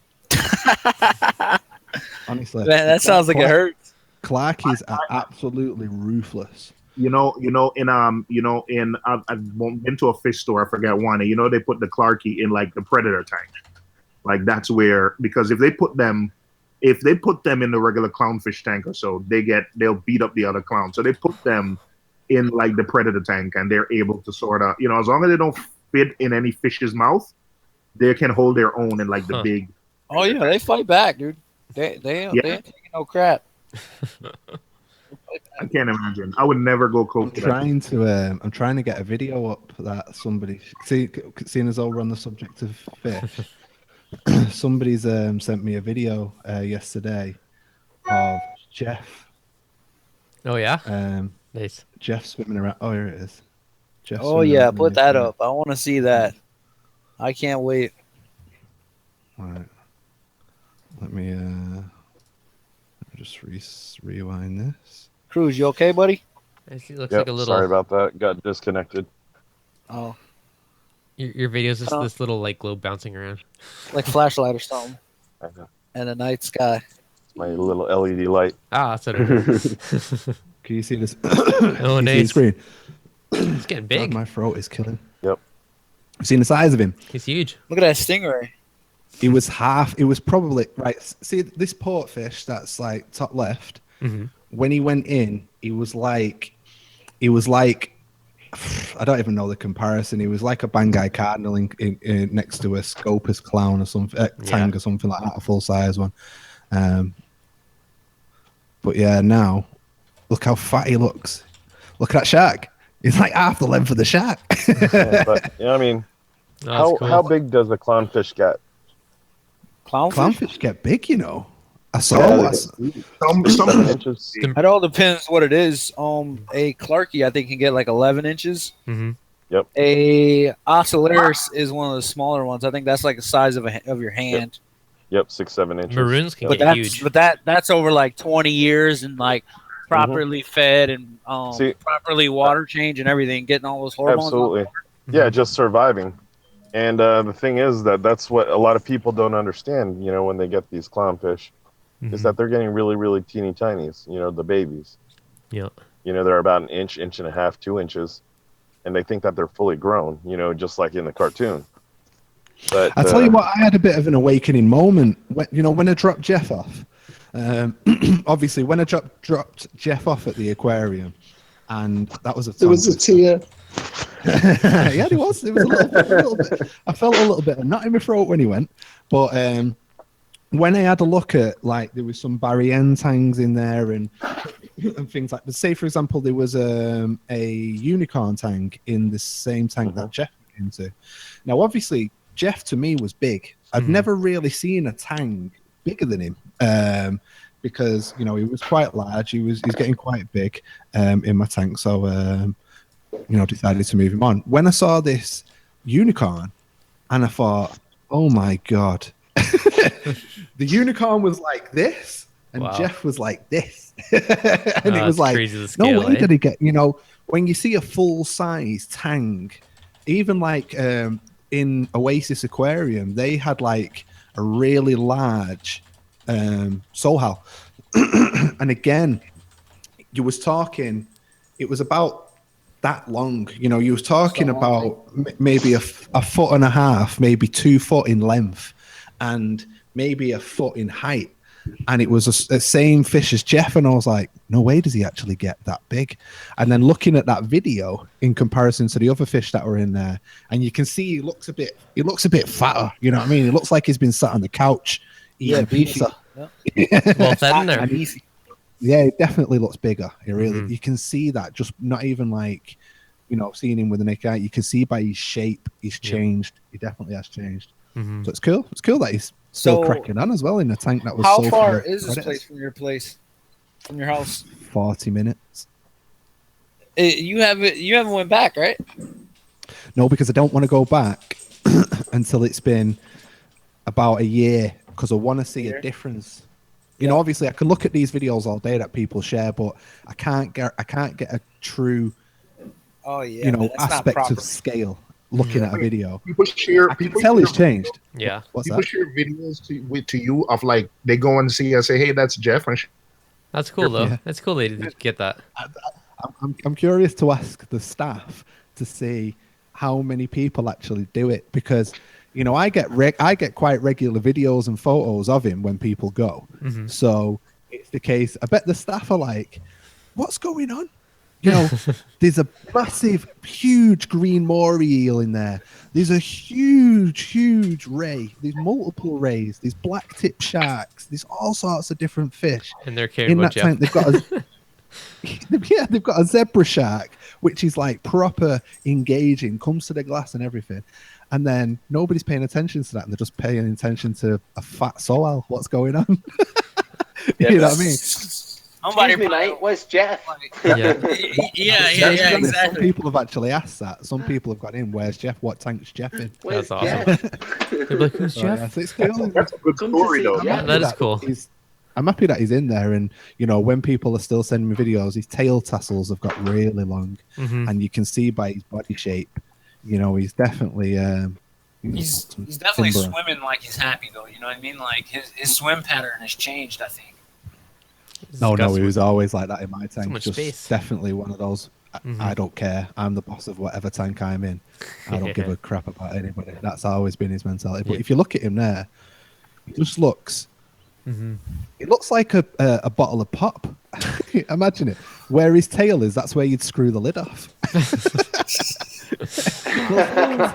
Doesn't it? Nice. I'll tell you what though, Mike, that's got to be the best feeling, right? Because you know, I fish is remember like a when we were bubble pop. talking about it. You know, and you were saying like, you know, do I sell it? What do I do? But I mean, looking at that now, I know there's money there, right? Because obviously the fish is worth money, but that is invaluable, isn't it? To see him like that. Yeah, for the sake of what I could have got for him, you know, I could have sold him for like 150 quid at the time, or for you guys out there that are American, bucks. But yeah, I could have done that. So, you know, that would have been all right, you know, nice little bit of money. But regardless, he was like a family pet, you know what I mean? But he was a family pet that was becoming too big for the home. And like I always say, tangs, you're all right, I feel, keeping tangs in any size tank as long as the tank is a relevant size to that tank. So if you are going to put it in a small, you know, whatever liter cube or whatever, then the tank has to be in, you know, relevance to the size of the tank. So if it's a little tank that's the size of, I don't know American money, but, you know, just one of your largest coins, then if you've got a tank that adequately gives that fish enough space to swim around naturally, then it doesn't have to be 6 foot. You know, it can be 2. But as that fish grows, then you have to upgrade. And then that's the case with Jeff. When I got Jeff, he was only that. Oh, you can't even see me, can you? I'm using my hands to show you size. Yeah. When I got Jeff, he was literally that big. You know, he was only that long. When I took him to Blue Planet, like 4 inches. Yeah. How did you know? 4-inch Punisher. The 4-inch Punisher. I've always been told that you can get a good gauge by doing that. Is that how you knew? How many centimeters? Isn't true there, boss. But yeah, so when he went into Blue Planet, you know, like I said, he was probably about that big. Yeah. And for me, he was too big for my tank, and mine was 7 foot. Now, obviously, other people would argue that he wasn't, but it was the case of, you know, selling him, and then, you know, Nick suggested, you know, why don't you take him to an aquarium? So I thought, well, that's a pretty good idea, actually. Yeah. You know, I know I'm not going to get paid for it, but being able to, for me, putting him there was better than him being in the wild, because he doesn't want for anything. You know, the food's on tap.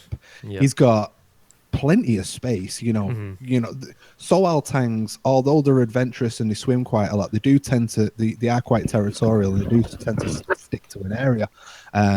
So he's got a plenty of space to be able to do what he wants to do. You know, have his burst of speed and whatever, because they are fast fish, but then go back to his territory.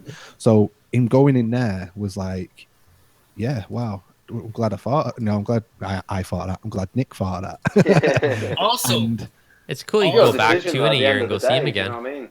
Well, that's another thing as well. If I was to have sold jet it, lag of people going, "Oh, where's Jeff?" And now that guy heard it in an aquarium, and he goes, "Oh, who brought him in?" And there's an aquarium. Okay, now I'll go look at this video, and then maybe he'll super chat me $1.50. No super chats anymore because I don't do live streams. But yeah, but no, it was obviously there was no video content or, you know, any sort of promotion based on him going there. It was just a case of, if I sold him, you know, I could have sold him and I could have got a couple of you know, quid. I probably could have got more than what he was worth just because it was Jeff. You know what I mean? Somebody would have paid over the odds just because they could say that they had Jeff. But it, for me, that was better than him actually going back out in the ocean, because like I said, he wants for nothing. And I get flipping weekly updates on him. So I don't even have to feed him anymore, and I can still see him. And then I can go and see him whenever I want. Bring the family to it's a winner, all right. Excuse to go to the aquarium. That's it. Yeah. And I get him for free. There you go, man. Done. But yeah, no, it's proper cool. You know, it's cool to see, and like, you know, I'm glad that they took him in, and it was good that he was such a unique fish for their aquarium, because he's the only. I was about to say that, Michael, because they didn't have another one, did they? So they were pleased to take him, and he's a striking fish as well. Oh, he is now. Just look at it. You know what I mean? But yeah, so it's cool. It is cool. It's cool that they took him in, and they could have just said no because they don't take everybody's fish. But luckily he was a unique fish for their aquarium because he was the only one, and he still is the only one as far as I know. So yeah, it's cool. So Michael, Aussie Dan is asking how you dropped your nitrates. Mine are at 40. My nitrates are currently dropping due to my refusion. I've also added bio pearls just because I just wanted to be tip top sure. I might not even need them, to be honest, but the nitrates are coming down at around 2 ppm a week.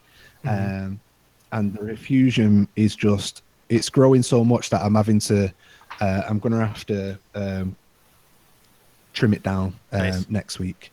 And I've never had that. I've never ever been in a position where I can actually trim down my refusion. Normally it trims itself down and disappears. So it rolls back into the tank. Yeah, that's it. So it's a proper little forest in there at the moment. And that refusion, I've spent like half an hour at some point just sat there watching it, just watching the life. There's amphipods in there like the size of my little fingernail.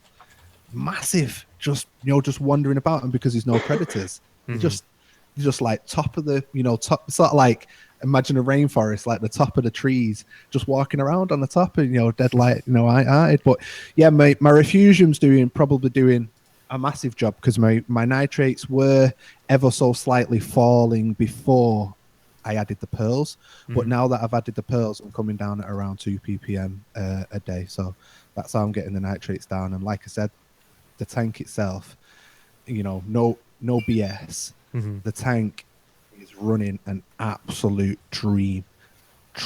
Yeah, I'm even starting to get blue coming through the corals now, and I've never been able to get blue because obviously blue, you need to have what is blue? Potassium. Is it potassium? Yeah. So, and all that lot. So, some of the corals are starting to pull blue through. My rainbow encrusting Montipora was originally brown because it came from the previous setup, which had nitrates of 80. So it was brown when it went into this tank. Now you can see all the colors of the rainbow in the polyps, and the skin's blue. Nice. So awesome. It's doing really well. The tank is absolutely kicking it at the moment. I should test mine now. I'm curious. All right, guys, I got to take off, so I'll catch gonna- you guys later on another See you stream. in a bit, mate. See you later. Later. Yeah, I'll probably get about 5 more Nick, minutes. I gotta shut her down.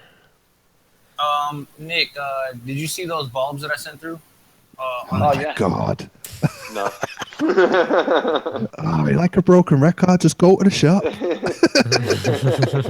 can't go in the shop because they won't ship them to me. Get a new light. You take one of those out your cupboard. Closet. Nah, man, these are professional bulbs. Do I have a shortcake? I'm assuming that's directed at me. Strawberry shortcake? I don't have.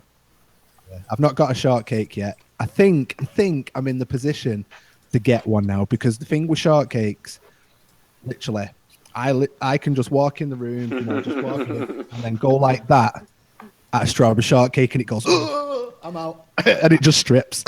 Oh no! So I think the tank is ready for one because my levels are like bob on stable. I'm saying that, I tell a lie. My alkalinity went up from 8.6 to 8.8 this week. So I might need to dial back the Triton by like a milliliter or something. But yeah, the tank is literally just.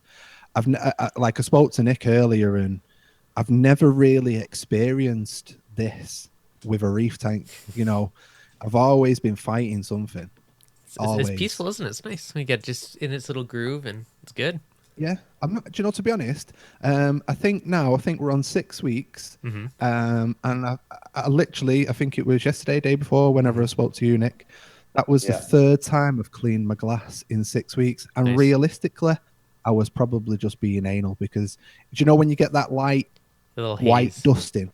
Yeah, that's all it was. It wasn't like, if you was looking, when you look down the peninsula side, you can see it.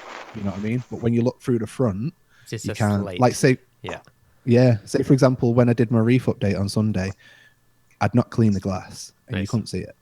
That's awesome. I actually picked up a shortcake a few days ago That and another coral. I don't know which one's the shortcake because they're both very white and like I don't know, the kind of bleached. They're not very colorful, but they'll color back There's up. a couple of different types as well, Dave, as well. Yeah. Yeah, you've got different like what they called. You've got is it from different places basically, like Bali and Indonesia and stuff like that. Realistically, they're not. It's the same as like the Walt Disney and all that. Like, they're not really shortcakes.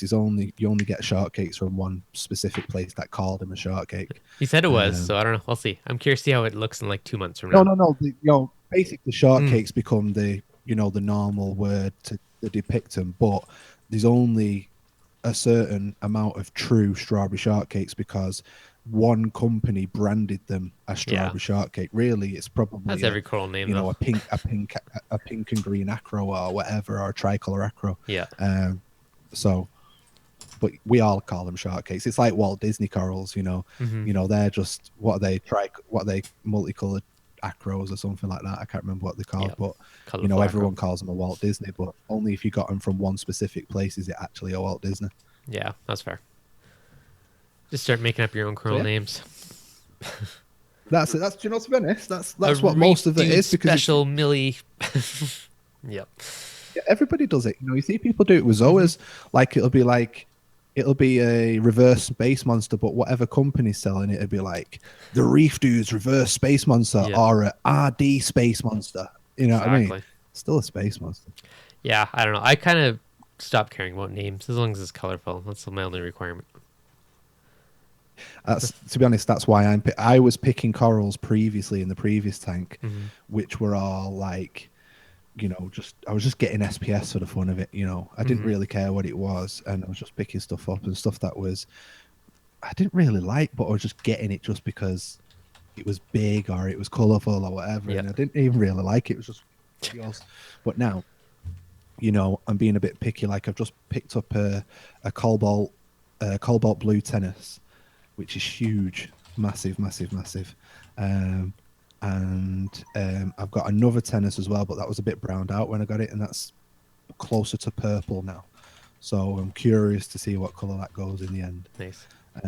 Dennis in the comments, you hate millies? What? Millies are like my favorite coral right now.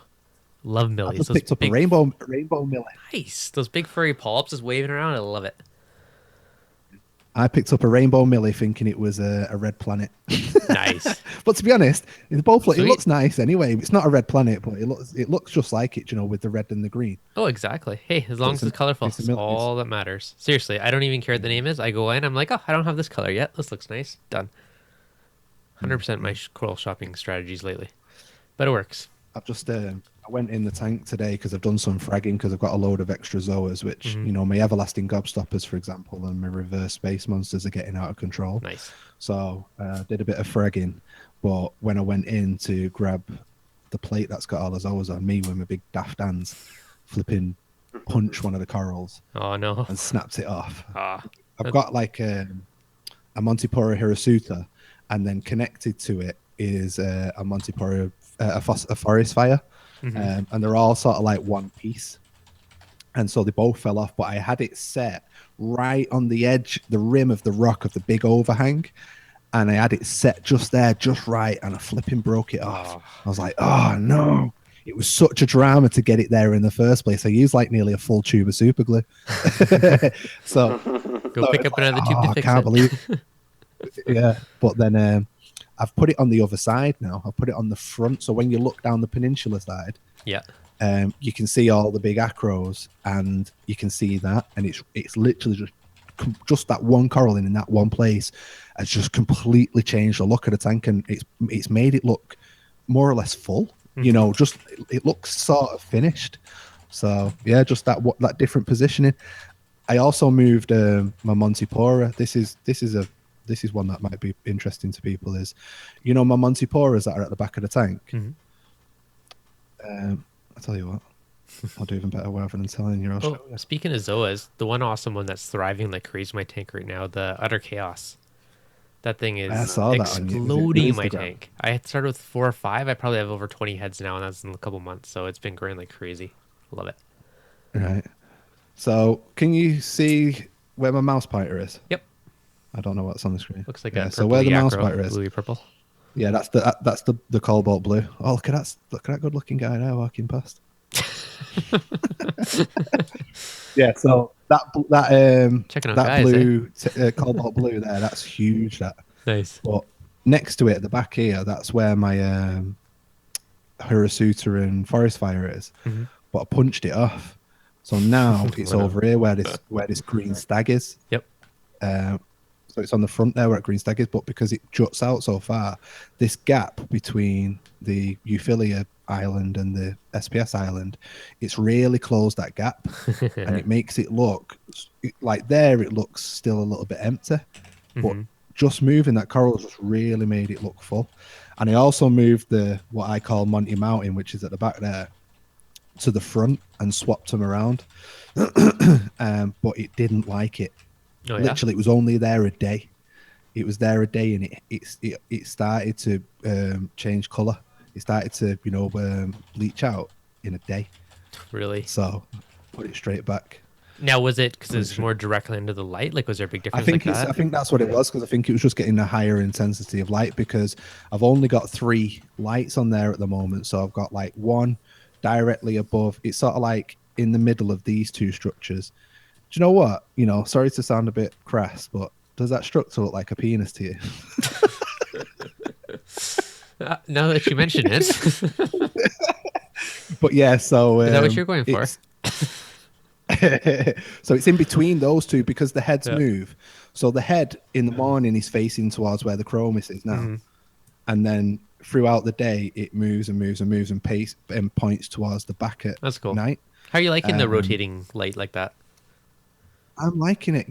I've had to adjust the light schedule to accommodate the turning head, but also I've adjusted the way that the head turns as well. So, rather than it literally going, say for example from 6 o'clock in the morning till 10 o'clock at night, that's its rotation. I've changed it so that it fits around me, because I don't have my lights coming on until 2 o'clock in the afternoon. And go off at 10 o'clock at night. So by the time, if they was on a normal cycle, by the time they'd be coming on at 2, they'd be like past, midday, so to speak. So at midday, the lights face directly down at midday. Okay, nice. So obviously by 2 o'clock, they'd be past that. So the corals over near, we'll call that one Widgie Mountain, over near Widgie Mountain, nothing to get light there at all ever, because the lights would never be on there. So I've adjusted the way that the head rotates, and I've adjusted the light schedule. Nice. And it seems to be working. Yeah, liking it. No, that's awesome. So I'm just noticing you have the same thing that happens in my tank. At the end of the peninsula, you can see that bit of a surface scum that builds up after a while. Yeah, I'm trying to figure out a way to get rid of that. Like if I kick it in a feed mode or something. I've got a second gyro. Do you? Oh yeah, that helps. You can see it on the left. Okay. See, I have all the flow only on my overflow wall, so it's constantly pushing everything away from the overflow. Yeah. Well, what I do is at a certain point of the day, I can't remember what time, they're on timer plugs, just normal standard timer plugs. And the timer plug at a certain time of day will shut the big gyro off and turn that one on. Okay. So then that'll push all the scum through the overflows. And then it'll go off, and then everything will go back to normal. Okay. I was thinking of like timing it so my tank goes into feed mode, then turns off the gyro for a bit, and something to kind of like let it suck the top layer off. I've had all these random ideas, but sometimes obviously here you go, apex conversation. If say for example you could set that apex up so that it would do that, so it turns your flow off and your overflow off, so that it sucks back, and then you could have it so that it turns your gyro or something back on, but not your return or whatever, to sort of like mix it up a little bit, and then when the flow turns back on, it sucks it away. The other thing I haven't fully played, I was playing a little bit by turning off, say, like 2 of the pumps and letting like my one MP40 on higher, so it kind of spins water around the tank, just kind of a different pattern, so it can kind of go along the back wall and get sucked out. But I don't know, I'm playing with it. It's one of my to-do lists. Yeah, I just use because I've got the gyro 130 at the front, so the gyro 130 comes on and clears that, and then I have him. It's a shame that I can't connect the gyro 130 to the gyro 280's controller, because I'd go to town then. Mhm. I've got it set up on a schedule at the moment. It does about 5 or 6 different things throughout the day, the gyro. So it's Yeah. not like pulse all day, every day, you know. Say first thing in the morning, it comes on and it's like 30%, bearing in mind 30% for that gyro is powerful. Yeah. So first thing in the morning, they have it 30% constant flow. So then it's just boom, anything that's settled throughout the night, it's just get up, lifting it up, let's get out of the overflow. Joe just gives the tank a good churn. And then after it's done that for about an hour, it goes on to pulse, but it goes on to pulse at 30%. So it's not as bad as the constant flow, but it's still quite strong. Yeah. And then does that for a couple of hours. And then evening time, which is more when I'm looking at it, it goes into forward and reverse. So it'll go forward at 20% for is it 6 seconds or 8 seconds or something like that, and then it'll reverse for 8 seconds or something like that. But reverse is barely nothing because the blades can't do anything in reverse unless you actually turn the blades around. So really, it's just a little bit of yeah. I was hoping it would suck the water across the top out, but that didn't really work because same thing. It's like useless in reverse. Yeah, it does do a little bit of something though, because you see the Monties and the Turboneras, you know, swishing about and sort of like crap does come off it. So then I settle that. So that's just so that everything's settled for when I'm looking at it. So the polyps are nice and long, and you know the euphyllias are just swaying around nicely. So and then you know before bed, big blast again. Yeah. So in the chat, they're asking if do you think gyros need to be cleaned more often? So I clean all my stuff every probably 4 to 6 months range. I'll just throw in vinegar for half an hour, rinse, and throw it back in the tank. It is pretty much good as new. I can't say because I haven't let it just go to compare if it needs more maintenance or not. But based on, I used to use before the gyros, I've used the the J-Bows, the WP40 at the time or something. I use the J-Bows and I use the Seachy Voyager 8. My God, that's a beast. Oh, I got one of those to mix my salt. Voyager 8. I got one of those. That's what I've got it for now because it's such a beast. It just stays there 24 hours a day. Anybody that's looking for a pump that will never break, Seachy. It never breaks. So I use that Seachy now. That was my first ever pump. That was my first ever flow pump. I bought that. Is it 2.5 years ago now? And it's still mixing my salt. What was that? I don't know. Oh, yeah. So I use that. So when I add those, I don't feel that I'm having to clean the gyro anymore. To be honest, you know, obviously flow pumps, anything that's like that, you should be cleaning on a regular basis anyway, because over time it will slow down. You'll lose flow. It'll slow down, and then it'll start breaking because it'll be working harder and harder. Pretty much. My strategy is when I see it like it's starting to get covered in coralline, I'll take it off and give it the vinegar bath, and then it looks like brand new again. Oh, I've got an urchin. No, he does a good job. No coralline in my tank. No. Really, eh? Oh, honestly, you should. What a grafter! That's all I can say. Yeah. What an absolute grafter! He's took a trophy. You know, he's got a nice head of Zoas at the moment. Nice. But mine too. I got a short mine, 2 small ones, because I had some red turf algae growing, and I bought one and then went back and got another one. But I don't. My rocks they're cleaning the coralline algae, but yeah, the rocks are clean. There's no algae on the rocks anymore. But yeah, they go to town on the coralline algae, which I don't mind. I don't mind at all. Let me see if I can get the picture up that I took today, because I got because I don't want any tangs in the system.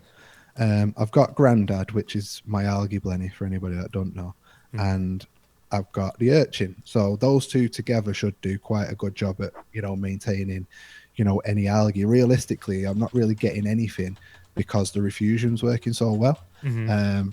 So everything's concentrated in the refugium. But on that note, with the refugium, because I turned mine to a frag rack, I put an urchin down there for a week. That refugium was spotless after. Got every bit of stuff off all the baffles, the walls. It was amazing how good of a job he did. Even the marine pure block had algae growing off it. Cleaned that baby right up. It was great. Oh, honestly, Yeah, what they're an awesome. absolute grafter it is. Let me, I'll show you this picture. This will show you how much of a See, I shied away from urchins because, you know, they've got a reputation of being wrecking balls and, you know, they pick stuff up and everything. And, you know, don't get me wrong, they do. Mine, you'll see in a minute, has got a nice head of zoas. Let me show you. Share my screen. There we go. So that's the urchin there in between the two Euphilia, but look at the path. You know what I mean? Can you see? That's awesome. You know, brownie green on the left, brownie green on the right, and this perfectly white path where it's been. That's the path it's traveled. That's how efficient they are. It's got the rock sparkling white. That's awesome. It's just absolutely amazing to know how much of a grafter they are. So yeah, it was proper cool to, you know, to actually see what it's done. I had a rock that was covered in coralline algae and it stripped every single bit. There's nothing. I don't like coralline algae personally, so I'm not bothered. I don't mind it on the rock, but I don't like it anywhere else. See, it's sporting a nice little crown. That's there, a fancy hat, eh? Yeah, that's a nice hat, isn't it? Yes. But see over there, see on the right, see where the the forest fire and the Hirasuta is. Yep. It really fills that bit out, doesn't it? Yeah, it does. You know, really fills that out with those things there. So, yeah, there you go. Nice. All right, I think I got to run though. I got lots of stuff I got to get done tonight, and supposed to go pick up the lady and be at a buddy's house in a bit. But thanks everybody for jumping on tonight. It was a good one. Thank you for hosting the show. No problem.